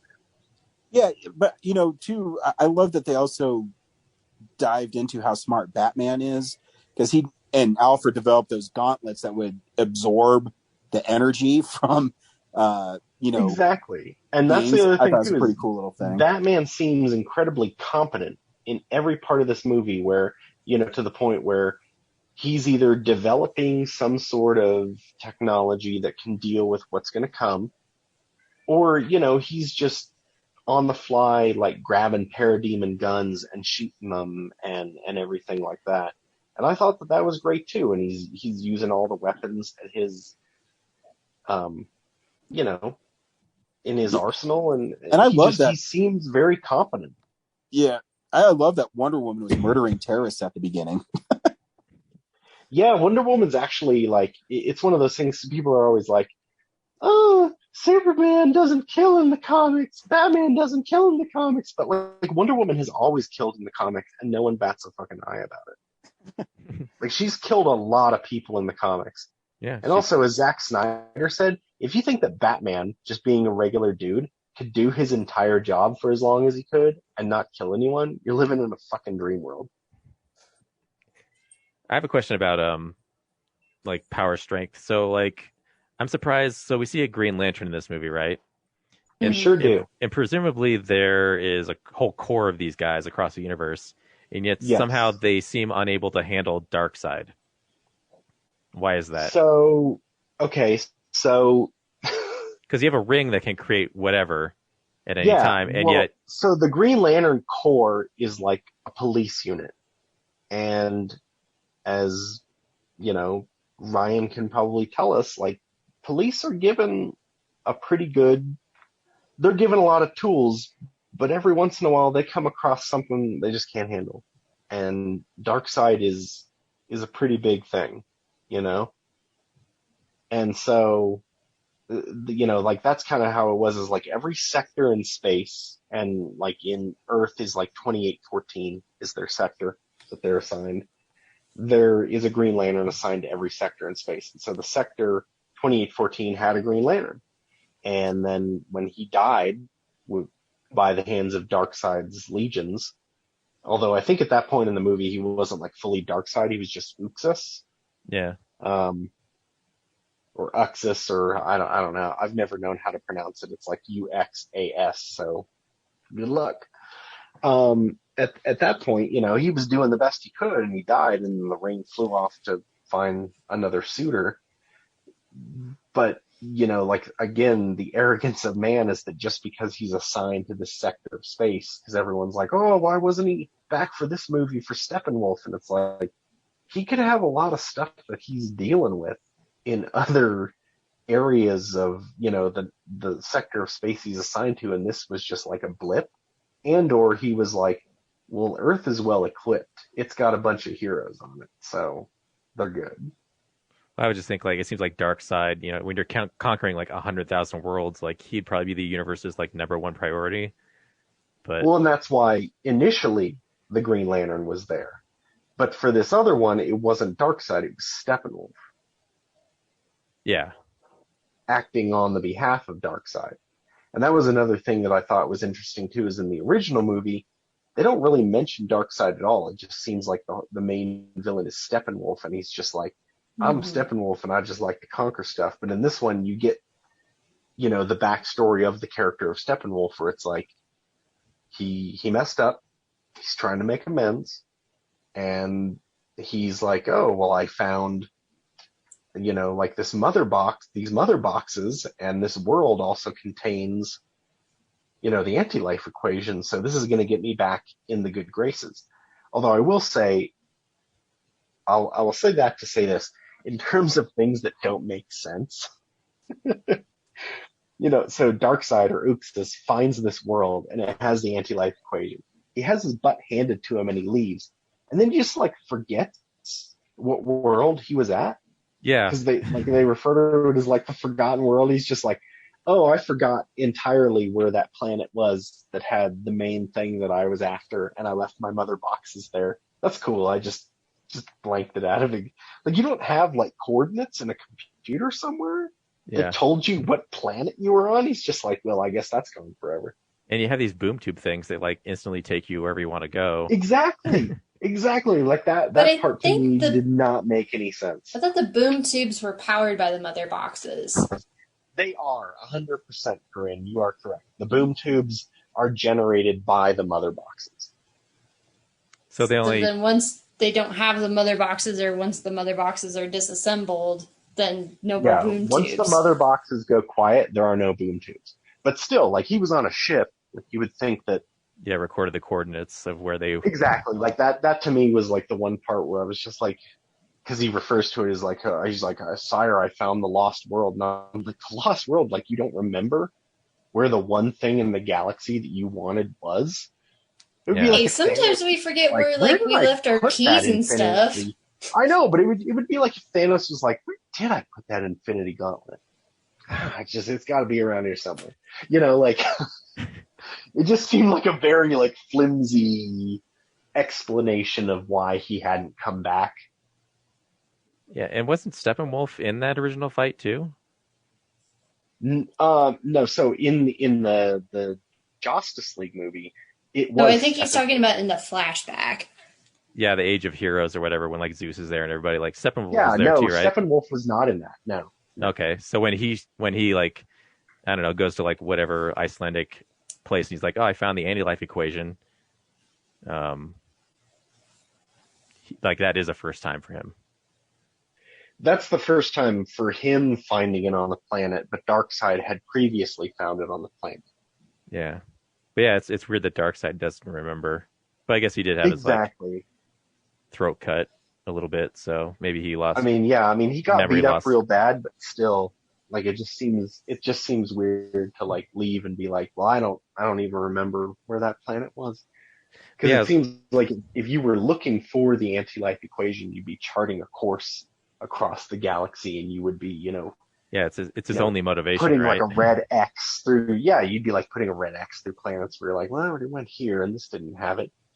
So it seems like it would be very easy to like pick up and keep going, but instead he's just like, well, I got beat up and then I forgot.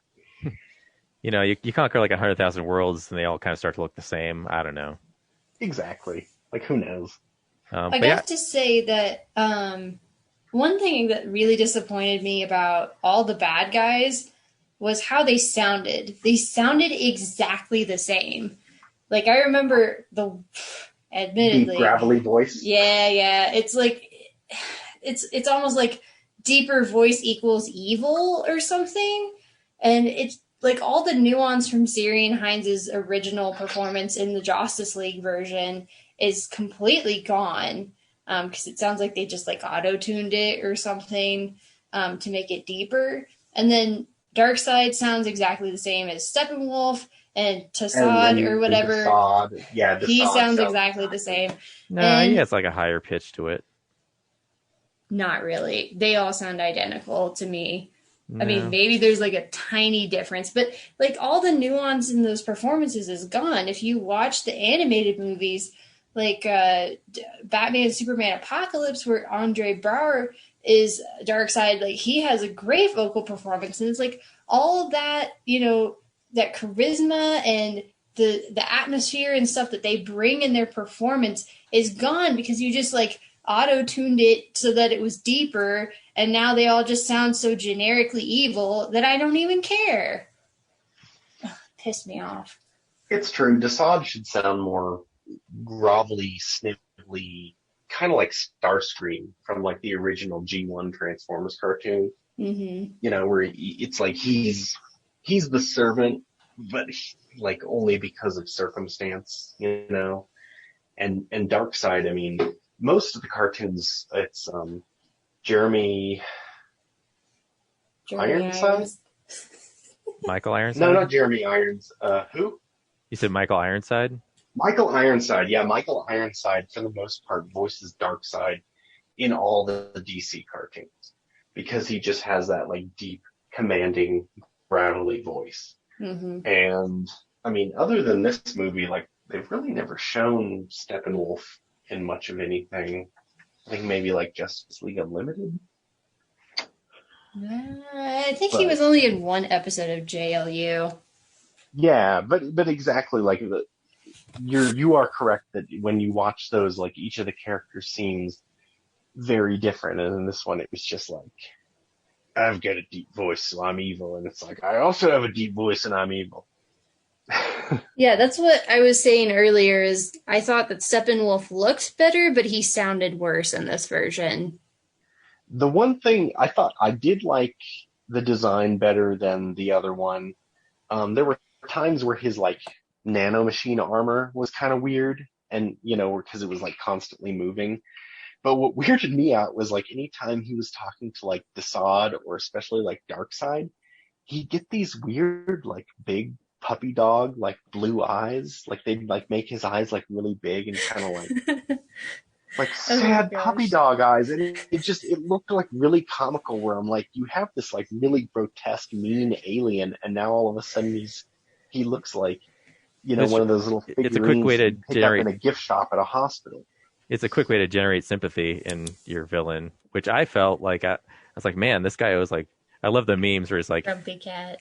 Like this guy owes 50,000 worlds is a debt. Like, good luck, like I'd be, all he wants to do is go home too. Like, that's it. Like he's like a lost puppy, Yeah. Well, and they never like told us what it was that he did that he got banished. I don't think you need to. I just get the idea. Like, well, he failed like some conquest, so like one screw up is enough to piss off Darkseid. So if he would have been a major player going forward, like if he hadn't died at the end of this movie, I guess I would have wanted more of an explanation. But he dies, so it doesn't really matter. Exactly. I felt that was my thing. Is I guess through like most of the movie, I was just like, I want to know more about him. I want to know what he did. And then at the end, I was like that last fight scene was so brutal. I was like, oh man, Superman just almost straight up killed this guy. And then there was the whole thing, and I was like, oh well, Wonder Woman didn't kill him. So that's the end of that. I didn't see that coming. Yeah, that whole Superman appearance was badass. Like, I mean, the black costume is amazing, and I really thought I was gonna hate it. I didn't realize. Like, I wish they explained that it's the Kryptonian healing suit. Like, it's not just a black costume; it's a healing suit. I mean, it was in the comics. Is it also supposed to be that in this, or is it just a black suit? Well, I in the movie I thought it was a black suit, but like, we only ever see him walk through the ship and like look at possible things to wear. So I think if they had in the movie mentioned that like, oh, this will help you get back to full strength or something really quickly. Like, I think that would have justified, like, it's not just a different colored suit because we want a different colored suit. That was kind of what I was waiting for, was I was like, oh, well, maybe they'll explain why it's black. Like, is he in mourning? Is it a healing suit? Because in the original comics, he wore it because, the black was supposed to absorb more solar energy. And so it was supposed to recharge his cells faster from him being dead. Yeah, and I find they never like explain that in this. Instead, it's just like Superman's just got a bitchin' black suit. I could have sworn in BVS, the fake coffin had like a black suit, like they buried him in a memorial type suit. Am I just misremembering that? Yeah, because he was just buried in clothes. Remember, they just buried him as Clark Kent. Yeah, yeah, because they mentioned in it that Clark Kent died in the fight. They never said that he was Superman. But there wasn't and even when they take him out of the thing in this movie and they're putting him down in that like goop in the ship, he's just Clark Kent in like a tuxedo. Yeah, but I could have sworn there's like, I think back before Justice League there was like a trailer or something that had, the black suit with the, he had like his arms crossed and like the silver shield. I think you're thinking of that like nightmare sequence that he has in Man of Steel where Zod is talking about destroying worlds. And he gets like buried in all the skulls. Maybe. Because he's in a black suit in that. Because I think like the traditional like Kryptonian like war suit is like a black version of his costume. Yeah. Because that's what Zod and all of his people are wearing. Yeah, before their armor. Yeah. But yeah, when he comes back and like again, like I've even seen this movie already in one version. Like I totally forgot about him being gone. So when he drops in and blocks Steppenwolf from, oh my God, Cyborg, and like it goes not impressed. It was like such a great, like it was a cat picks up the hammer moment.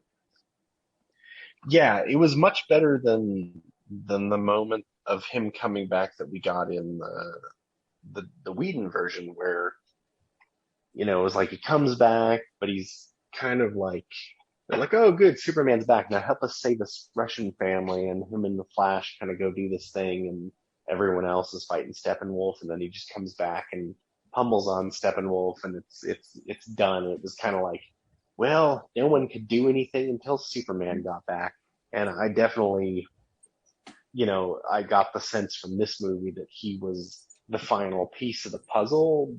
But I mean, they were still holding their own. So. Yeah. Zach, you okay? I haven't heard from you in like an hour. I'm fine. I'm listening to you guys fanboy out. I feel I must confess I feel very disconnected from the fan experience, because as most of the people on this show know, my comic book knowledge kind of ceased at a certain point, to the point where it's now just on the film level. And like I said when I did the my thing up at the top, I couldn't look at this in terms of the DCEU anymore.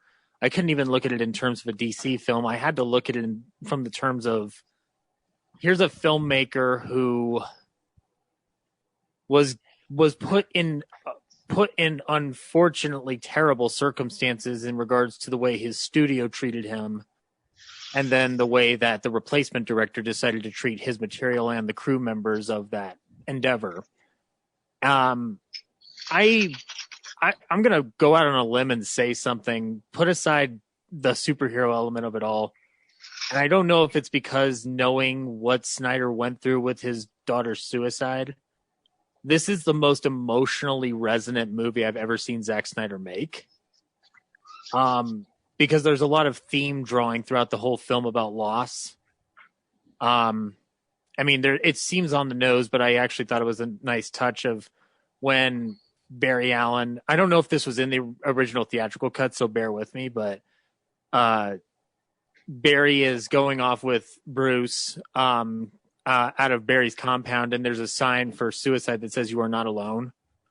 And there's a lot of different elements about assuring people that they are not alone, that they're okay. And then when you see the For Autumn at the end, like it almost, I got this feeling that Snyder almost didn't want to go back to this territory, but there was something about this story that he had already constructed that was worth finishing for him on those grounds.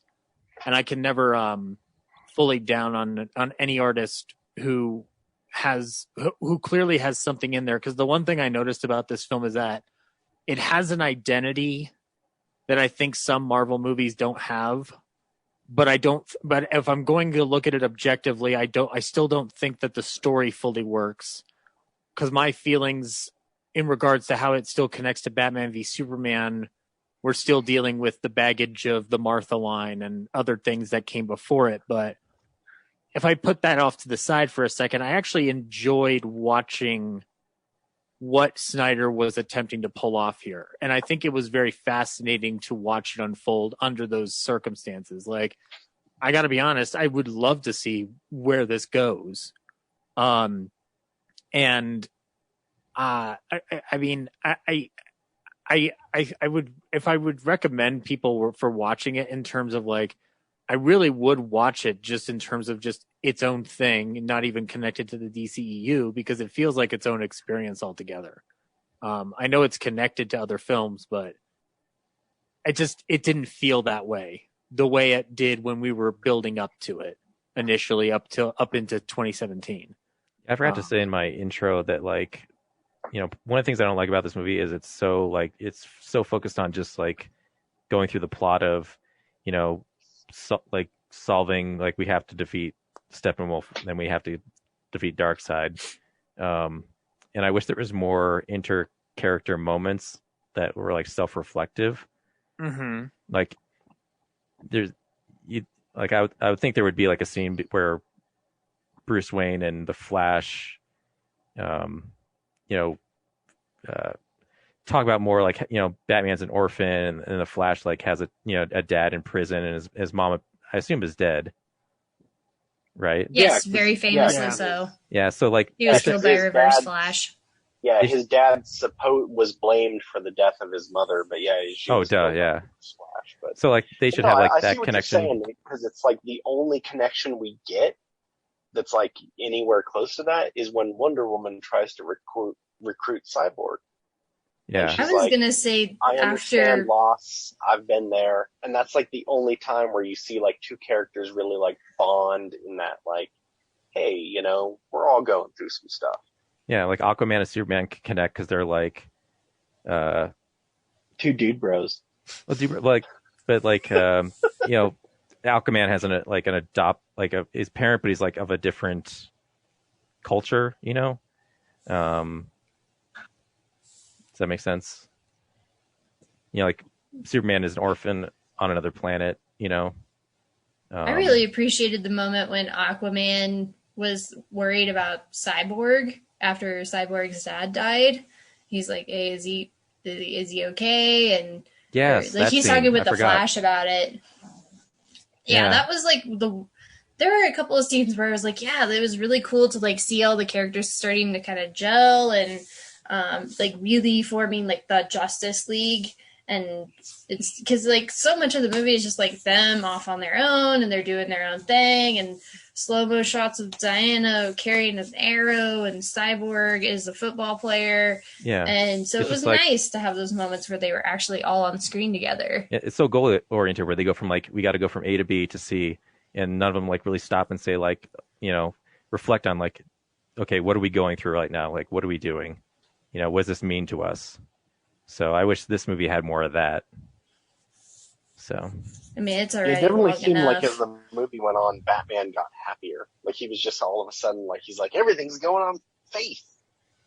Yeah, that was so weird to hear like Batman Alfred? So into faith. I don't know. Yeah, exactly. I was like, is he George Michael all of a sudden? Like, what's going on here? He's talking about faith so much. I mean, on some level, it's cool that like, you know, it feels like Superman has inspired him the way Superman is supposed to inspire people. So like it's gotten through to him. But at the same time, I feel like Batman is such a dark character that like exactly. You shouldn't be excited about that. It's funny that you say that he was inspired because all that I saw was a man who was so driven by his guilt that he was willing to do anything to make it right. Up to like even the scene which I referenced earlier where it's like the box is afraid of Superman and the ship doesn't like the box, and they're both telling me this is a bad idea, and like everyone's kind of like, oh, well maybe we shouldn't do this, and Batman's just like, we're doing it, we're bringing him back, I gotta do this so I can sleep at night. You know, like it was like Batman was the only one that was just like, it's happening, just fucking do it. Which like everyone else was second guessing because, you know, the signs were there. And Batman was just like, we're making it happen. Do it. I you know, because he was so driven by his guilt. I feel ultimately, because it's flashback to 2016 when I was vehemently trying to defend Batman v Superman, seeing it 3 times, and a lot of it had to do with I hated the people who were backlashing against Ben Affleck, and I was just like, no, I want this movie to be successful. Because I still think he was one of the best parts of that film. But the more and more I draw on that Martha thing, if they had found a better way in Batman v Superman to get the fighting to stop, apart from that little tidbit of information for fanboys. Exactly. It was basically like they were like, what's your favorite dinosaur? Velociraptor. Did we just become best friends? Jesse, my friend, when I went to go see it a third time with some friends of mine who were bigger comic book fans than I was, they walked out of it and they were like, all right, guys, we're all joining the No Dead Best Friends Club. And that was the feeling that I finally clicked in me, like, oh yeah, this is a bad way to get them to stop fighting. And ultimately it would make sense for Bruce to act the way he's acting if the motivation for him stopping the fight in Batman v Superman were better. But since it doesn't do that, it feels weak.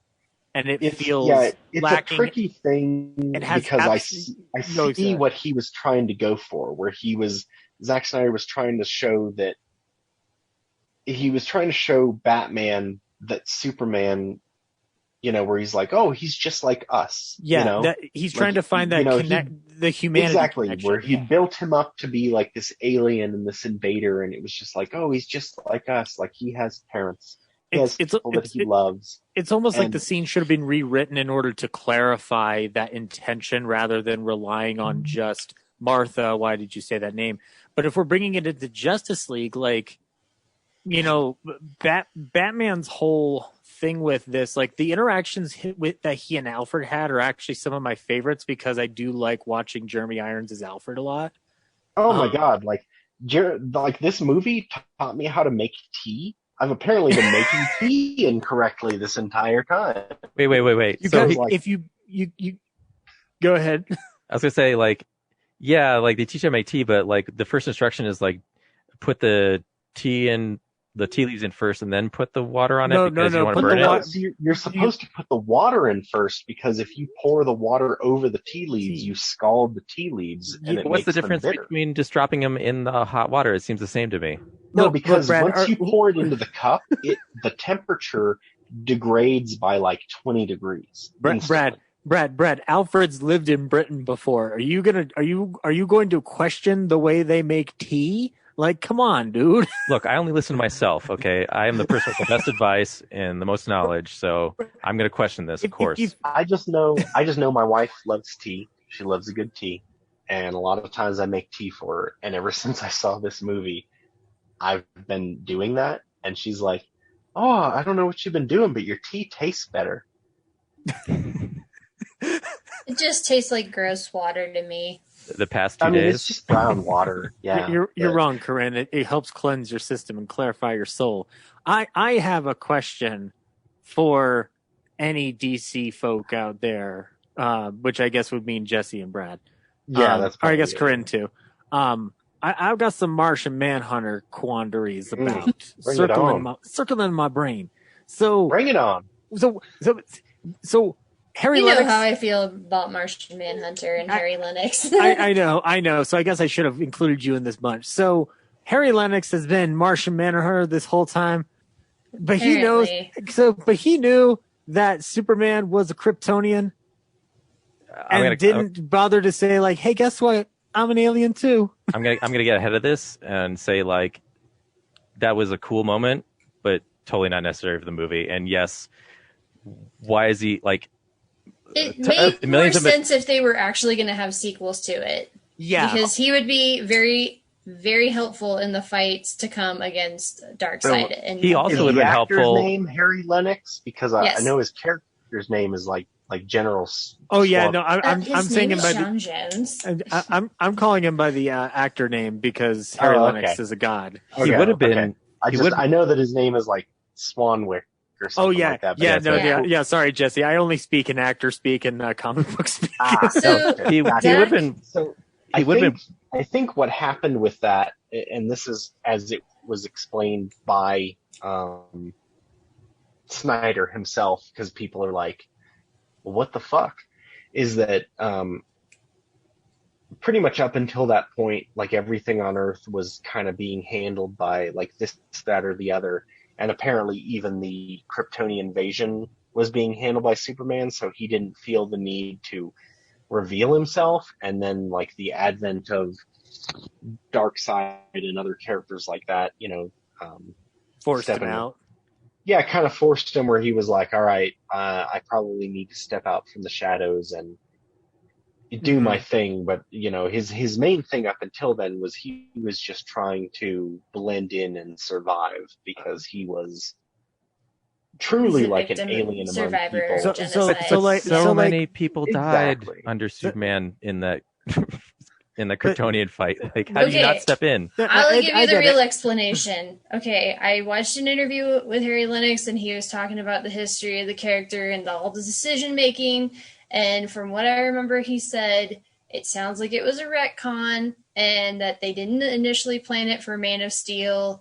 I don't remember if they had decided by the time they filmed BVS, but I know like once they started drafting Justice League, like way, before 2017, that Snyder was like, yeah, this character is Martian Manhunter. Yeah, okay. What you just said sounds 100% like it's probably true. It just sounds like just like a lazy retcon where they're like, well, let's just take an actor that's already in this movie and just be like, surprise, it's Martian Manhunter because he can be anyone. It kind of makes sense that it was Harry Lennox's character because John Jones, from what I remember, is he usually does go undercover as a black guy when he appears as a human. So makes sense. And usually like someone who's like a cop or a detective, or like someone in authority. Someone who's in like a state of authority because of the whole like Martian Manhunter. That's why he was like, yeah, they call me the Martian Manhunter. I did think it was weird that he wasn't just like, they call me John Jones. I was like, what? He's like, yeah, they call me the Martian Manhunter. And I'm like, yeah, the same thing, Jesse. I'm like, why would you introduce yourself to a human like that? Like, by the way, my name is Human Killer. No big deal. And then just Batman. fly off. Well, like, Batman of all people who's afraid of Martians. Well, but the thing is like, so the people call Wonder Woman. She calls herself Diana. Like, nobody calls her Wonder Woman. They always call her Diana. Flash calls her Wonder Woman at one point. But you know what I mean? Like, it's definitely like a thing where, like, that's like the public's name for a character. It's not like the name they, say for themselves. It was very strange that he's like, I'm called the Martian Manhunter. Like, almost like he's like twirling a mustache while he's saying it. It's like, why wouldn't you just say your name is John Jones? Yeah. I mean, and again, I'm not harping on the inclusion of anything like that, because like ultimately, like, with exactly. this, like, we're arguing over semantics at this point. Semantics over a universe that, as far as I can tell from what the CEO of Warner Brothers is saying, is dead in the water. Also, but I will say, where was this Jared Leto Joker in the David Ayer Suicide Squad? Because I preferred whatever this Joker was compared to what I got in Suicide Squad. I feel like it's the same thing. So when HBO or AT&T, because I guess they own all of it now, when they approached Zack Snyder and they were like, you can make your thing, you cannot film any new scenes. He put up his own money to film that entire scene and brought in Jared Leto and brought in Ben Affleck, which, obviously, like, Ben's not looking so good these days. He's got his reasons. Ben, that's recovery Ben, because he's been in recovery. Exactly. Like, so he's lost a lot of the fullness in his face for that reason. But, that might also work for the whole future thing. So it's whatever. Yeah. But I did think that was a very, like, like, the man is tied to the craft. He's tied to the story where he put up his own money and he filmed this. But I mean, it was a great scene. It was like, where was this Joker in the David Ayer version? And I think that's probably what I wanted to touch on is like the main takeaway from this movie, because I think people are going to see this movie and they're going to ask, well, why didn't we get this initially? And why didn't we get that initially? And why did we do this? And, like, a lot of people are going to blame Joss Whedon. But the thing is like, no director, no matter how much clout they have in Hollywood, like Joss Whedon or anyone, has the ability to tell how, like, executives of a company to F off. And so what we're seeing here is that this is a movie that's basically a camel. It's a horse that was created by a committee. So somebody at Warner Brothers saw Joss Whedon's cut and was like, well, this isn't going to get us to where we want to be to compete with Avengers. And they made Whedon make all of these cuts and make all of these decisions. And, like, even with like David Ayer, where these people are beholden to these executives at these movie studios to, like, do this and do that and create these cuts and create these edits and change the stories, and everything has to fit in this perfect box that's under 2 hours because the movie theaters say so. And that's where like when I started with my whole thing where I was like, we're kind of entering a world now where movies are becoming dumber and TV is getting smarter. Because now we have, as we've seen on Disney Plus, with like WandaVision, where you can make what's essentially like a 3-hour movie that fully fleshes out a storyline that you could not tell in a theater, but you can still have the same like level of special effects and stuff like that. You just, because, you have it be like between 6 to 8 episodes. And it's so funny to see how movies are dying on the vine because of this antiquated formula, and how TV is starting to thrive. And now with the new deals where, because of COVID and the movie theaters being closed, like all of these studios are kind of like, well, do we even need the movie theaters? Like, can we just put this stuff out? Like, I'm really curious to see what the next few years of movies are going to be like, because I think these studios are going to find that it's cheaper and better for them to create the movie that, they or the director wants to make and put it out on like a streaming service or like video on demand or something where people pay like $30 to watch it than it ever would have been if they'd had to play along with the movie theaters. Like, I almost wonder if like going to the movies is going to become a thing of the past. I think given how I can speak with Ryan and Brad on this, that we've never lost that that desire or drive to go. I think blockbusters might get hurt, but like I think indie film like theaters might be the last haven for them to like get attention, because they'll get lost on streaming, right? Like, yeah, because there's a lack of promotion on those. So, and don't get me wrong, like I love the movie experience. Because, like, listen, I'm married. I have a daughter. Going to a movie is like my last bet. It's like going to the bathroom and locking the door. It's like my last bastion of like the place where I can escape everyone and be fucking quiet. Like it's like I go to that's why I love like Alamo Drafthouse. Like shameless plug. I go. I have a good drink before the movie, in like the bar. I go into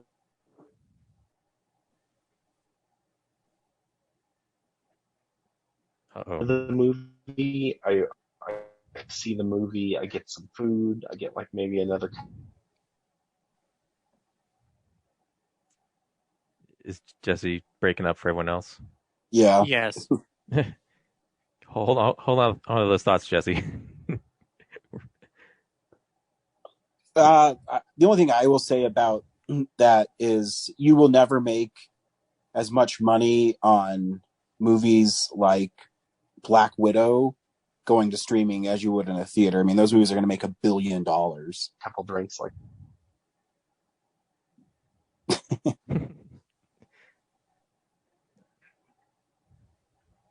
Keep going, Ryan. So, I'll text him. Yeah, so I think there is a. I'm sorry, I must have dropped. I'm sorry. It's all good. I was so interested in what you're talking about now. I can't remember where you broke off. You broke off. You like to go to the Alamo and have a good drink, and that's when you stop. Yeah. So exactly. So I like to have a good drink. Before the movie, I go to the little bar, and then I go into the movie and I order some food. I see the movie. I have like maybe another couple drinks, and it's like my own personal like spa day. Like as a man, like I have like my time away, and even if the movie sucks, like I still had like that time. So I mean, like the movie going experience will always have like a place, but I'm definitely seeing in the past year where like the movie going experience, it's a double-edged sword. I don't think it's necessarily telling good stories. Like there will always be like popcorn films and whatever, but I think that in terms of what we've seen with some of the Marvel movies and even with this is like sometimes longer is better. I mean, speaking as a person who's watched The Irishman now 10 times over the course of 2 years, yeah, I'd agree. But and I think that I do think that I feel like ultimately this is the one thing I want to say before I kind of close my thoughts on it is that a lot of the experience unfortunately felt very sad for me because it said when it's all said and done, the Snyder Cut to me is a clear-cut example of the current regime of most studio chiefs, most, not all, but most, and their inability to understand how the medium works that they're handling. I don't think any of them have any comprehension about actual film production, physical film production, story development, etc. They are inheriting these as part of a bigger conglomerate. And I don't think that them releasing this cut is any actual form of justice for the Justice League because it's something that could have been avoided had they stuck to their guns. Regardless of how I feel about the Martha thing, I will say that I did enjoy that they were edging towards an alternative to Marvel in the fact that it was more of a harder edged, sorrowful, like gothic opera, and they got scared, they shook in their pants, and they reversed course based off of elements of Marvel movies that they didn't need to worry about because Marvel had been building up to this responsibly for years, and Warner Brothers and the people in charge of it then, and even the people in charge of it now, weren't thinking that clearly in that respect. So it's great that we have this cut, and I'm glad that Snyder got to fulfill his vision, regardless of how I feel about the thing as a whole. But it is unfortunate that it is another example of a studio not understanding how the product is made, considering the fact that the people who founded that studio absolutely knew how stories worked. I only play devil's advocate on this, only because I'll wrap up my thing. Is this film had really big, serious pacing issues? Amen to that. I don't. Yeah, 100%. And Zach, what I'll say to you is, if I was a Warner Brothers and I put $350 million into making a movie, and you try to turn in a 4-hour movie that had stupid lines, pacing issues, you're trying to make something dark in a world where people have already kind of rejected your Batman Superman film. Mm-hmm. You're gonna have to try to find something that works because you've put so much money into it, and you eventually you have to rein in the director and the storyteller too, because a lot of this film too, as Corinne touched on, is way like self-service to Zack Snyder, and like, look how cool this shot is of Batman standing over with a shot up in slow motion. Like, do you really need 15 shots of that? Do you really need every time the Flash runs is in super slow motion and it's really over? And the Cyborg story too is I never connected with him. I didn't feel like any sympathy for him. I'm like, oh, cool. You're like a football star and you got in a car accident and now you're mad at your dad because he wasn't at the game. Cool. Like there's no, and I think Jesse touched on this a little earlier too. The way the Marvel movies work too is because they've earned that right. Right. The DC films, I don't think have earned the right to have a 4-hour movie to tell the story that you're trying to tell. Right. And I won't disagree, because I believe that Marvel did the responsible thing by building up to it. And if you're a boss, you can't just let Zack Snyder run crazy, because exactly. I mean, and Zack Snyder is known for like being a really great, visual cinematographer, but in terms of like, writing or creating a story, he's not so great. And that's the other thing that was weird to come to terms with, is like, this movie was visually better, and like there was a lot more fleshed out storylines. But as you said, Ryan, it's like the dialogue in the Joss Whedon version was snappier. It was more intelligent. And in this one, it's just like sometimes characters say like really stupid lines. Yeah. Yeah. And it's not, and again, I think that it's fine, but I think the Nightmare epilogue is the best and the worst of who Zack Snyder is, because you have this thing where idea, but what's the point of having it in the movie? Right. Like, there's no point at all. Because that was his ultimate goal. Because as we saw from, like, you know, when he directed Watchmen, and he even said in interviews, like, Zack Snyder hates superheroes. So he much prefers, like, anti-heroes or, like, this darker superhero. And that's kind of like the universe that he's going towards. And it just, he's been slowly edging this towards that darker future world. Like, that was the story he wanted to tell. Like, Zack Snyder basically wanted to make, like, Injustice, the video game, into a movie. Yeah, I understand that too, but as a Superman fan, Jesse, would Superman ever go off the deep end like that? Sure he would. Yeah, 100%. It's called the Justice Lords. Exactly. Like, that's the greatest story that you can tell with Superman is you take the Boy Scout and you take that, you know, because, you know, power corrupts and absolute power corrupts absolutely. Yeah. And that's the ultimate storyline that I think any Superman fan wants to see is you want to, you know, it's nice to see Superman getting cats out of trees and kissing babies or whatever, but it's much more interesting to see Superman where he's just like, fuck it. Yeah, no, I'm not talking about that, but I mean, do you really think as a character of who he is that he would, like, turn on everybody? I don't see that. And that's why I always had a problem with, like, the Superior Spider-Man storyline, is I can't picture a world where Spider-Man is, like, this dark, brooding, evil dude, you know? And I just, to me, that just will never work with me with Superman. And I mean, I love the Injustice games. I love the storyline.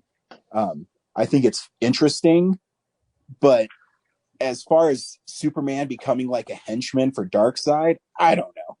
And also Batman teaming up with the Joker, I don't know about that either, because it's just too much. But I did like when Batman said, "I'll fucking kill you" to the Joker. I thought that was sweet. But that's right. When he was like, "When I kill you, and make no mistake, I will kill you." Yeah. You know, it's funny that you said it because the Superior Spider-Man storyline, I think, is the greatest Spider-Man storyline that's been told in, like, decades. Really? When he shoots and kills a dude? I'm like, come on. Yeah. Well, no. First off, that's not Spider-Man. It's Doc Ock in I understand that. Body. So I understand that. I know you understand. I'm not placating to you. I'm not trying to talk down to you, but I'm saying, like, for the purists, like, you have to understand, like, this isn't your Spider-Man. But I don't know, like, I feel like as a Superman fan, like, you know, I'm just gonna say this, like, Superman's boring. He's got all the powers.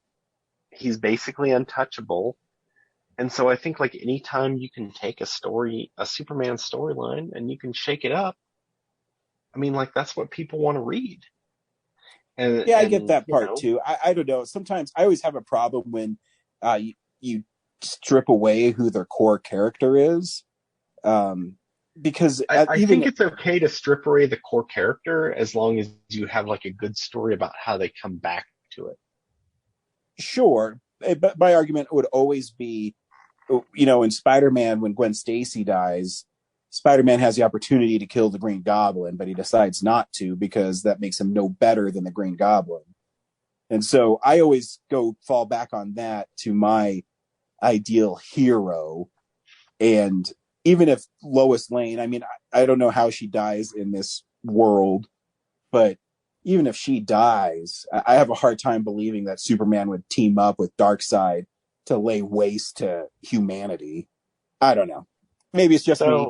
From my understanding of where Snyder was supposed to go with this, because they also kind of touch on it in this, is that, like, Batman, like, something happens with Batman where he, like, basically, you know, for lack of a better word, like, moves out of the way and, you know, and lets Lois get killed.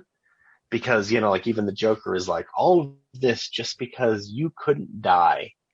And so the whole thing, you know, like with the Flash in Batman v Superman, where he's like, Lois is the key. And then we see in this one where he's like, yeah, I had, like, this dream. And they were like, oh, in terms of him coming back. And he was like, no, it was something else, something darker. So the whole story was that this was supposed to culminate in Batman having the realization that he has to sacrifice himself to stop this dark future from happening. And so he like gets in the way of it. But, you know, like anytime they want to turn Superman evil, they kill off Lois Lane, and that you know, is like the end goal of everything. But, and the Justice League animated series, it was actually the Flash who died, and then it was Justice the Flash's League. Death. The rest of the Justice League ended up becoming evil, and they were called the Justice Lords. Mm-hmm. So exactly. I think the ultimate solution like to all these problems is just everyone go watch the Justice League animated series. It's way better than all those bullshit. Watch some JLU. Yeah. You know, well, what's funny is so that entire run of like the Justice Lords is actually based off of a Grant Morrison, Frank Quitely book called JLA Earth 2, which has these characters which are like the kind of evil versions in like an antimatter universe of the Justice League known as the Crime Syndicate. And that's an amazing book to read. I love their All-Star Superman. And Ryan, for the record, in the Superman animated series, there was an arc where Darkseid like kidnapped Superman or something and then brainwashed him into thinking that Superman was Darkseid's adopted son and that he was a conqueror. And it was pretty badass. Yeah, that's like a very common theme. But I mean, like, I get where Ryan's coming from, where he's like, oh, you know, like this is a character that should be better.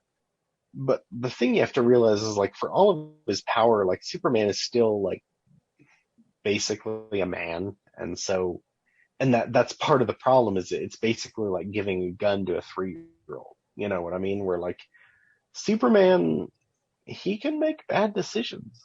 Sure. I mean, everybody can. It's just, I just don't know. I just have a hard time buying that he would be that evil. But, you know, it'll never happen. If they would have told a compelling story, then I'm always down for it. You know, I don't know.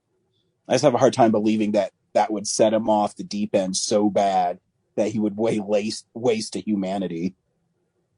Because if he really wanted to, I mean, Superman could kill everybody in the world. So, yeah, I think from my understanding, the seduction Darkseid gives him is like order, where he's like, oh, well, if there was more order and there was more, you know, less free will, then no one would have to suffer the same tragedy you had to.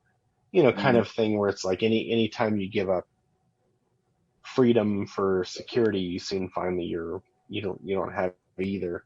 And so that was my understanding, was that, you know, Darkseid kind of seduced him with the whole like, oh, if people didn't have free will, then this wouldn't be a thing. But again, this is all conjecture in terms of like things that like might have come from this film. So I don't want to go like too far down that rabbit hole, but you know, it is something they obviously like, they introduced, like they dropped that carrot where they were like, we could make some more. And Zack Snyder has definitely said, you know, especially after this came out, and it seems to be trending so well, where he's like, I'd be willing to do more. And, you know, the fans are fervent. And so I think that's why today we had the thing where, you know, the WB execs were like, we're not making any more. And I'm like, yeah, until you guys need money, because you own some of the most like recognizable characters on the planet, and you're not doing anything with them. Just make this Snyderverse, you know, cartoons, and then that'll be fine. Exactly. Like they could have any sort of side hustle that they wanted to have. Like, I don't understand.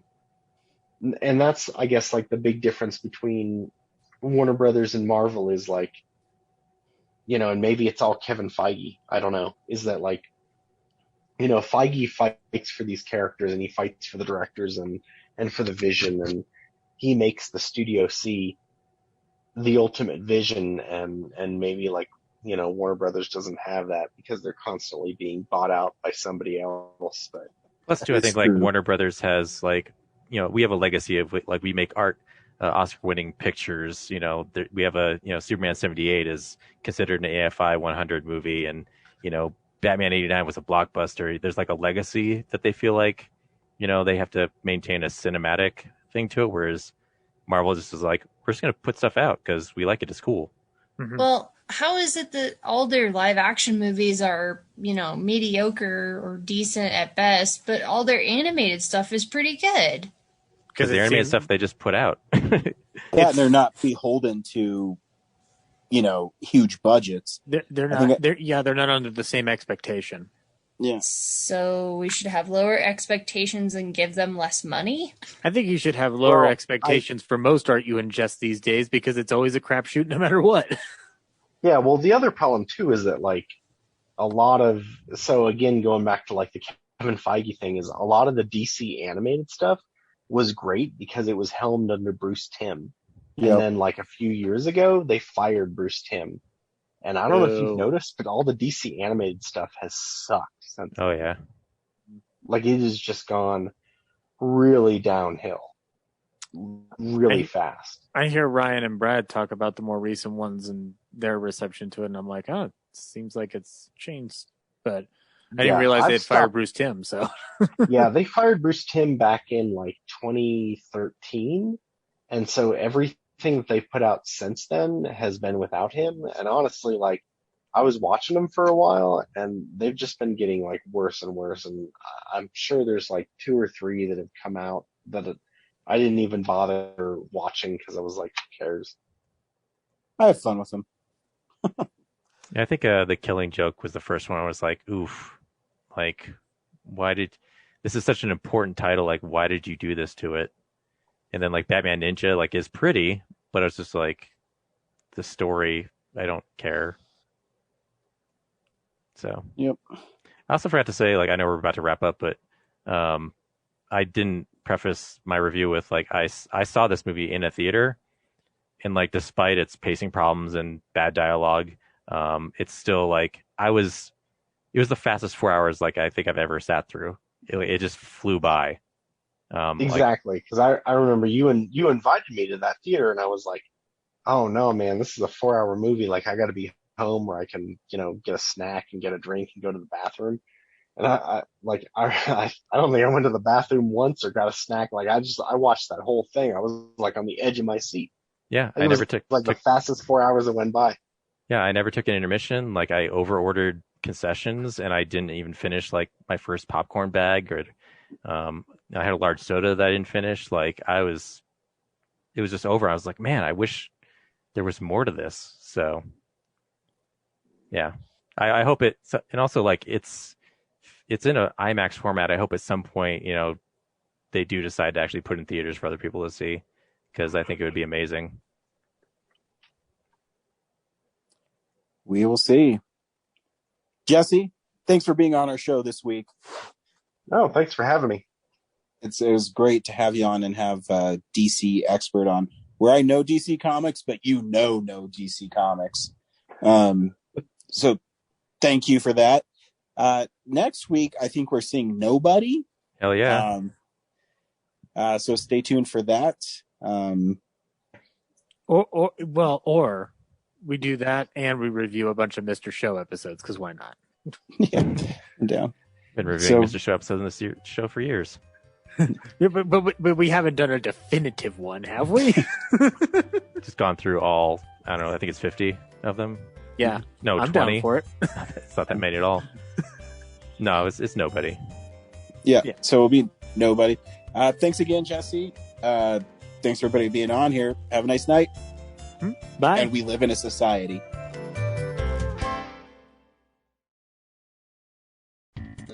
Thank you for listening to this episode of Real Nerds Podcast. Real Nerds Podcast is a production of Nebulous Visions Multimedia. Thank you to Sparks Mandrill and Plan 9 Studios for our kick-ass theme song. Also, if you're in the Denver area and you're looking for a cool place to see movies, we see them at the Alamo Draft House in Littleton and now also in Sloan's Lake. Thank you to Colorado Coins, Cards, and Comics for supplying us with all our comic needs, especially you, Andrew. You know who you are. And a big shout out to James's mom. I'm giving you an electronic hug that you can feel through the airwaves. Thanks for listening, and have a nice day.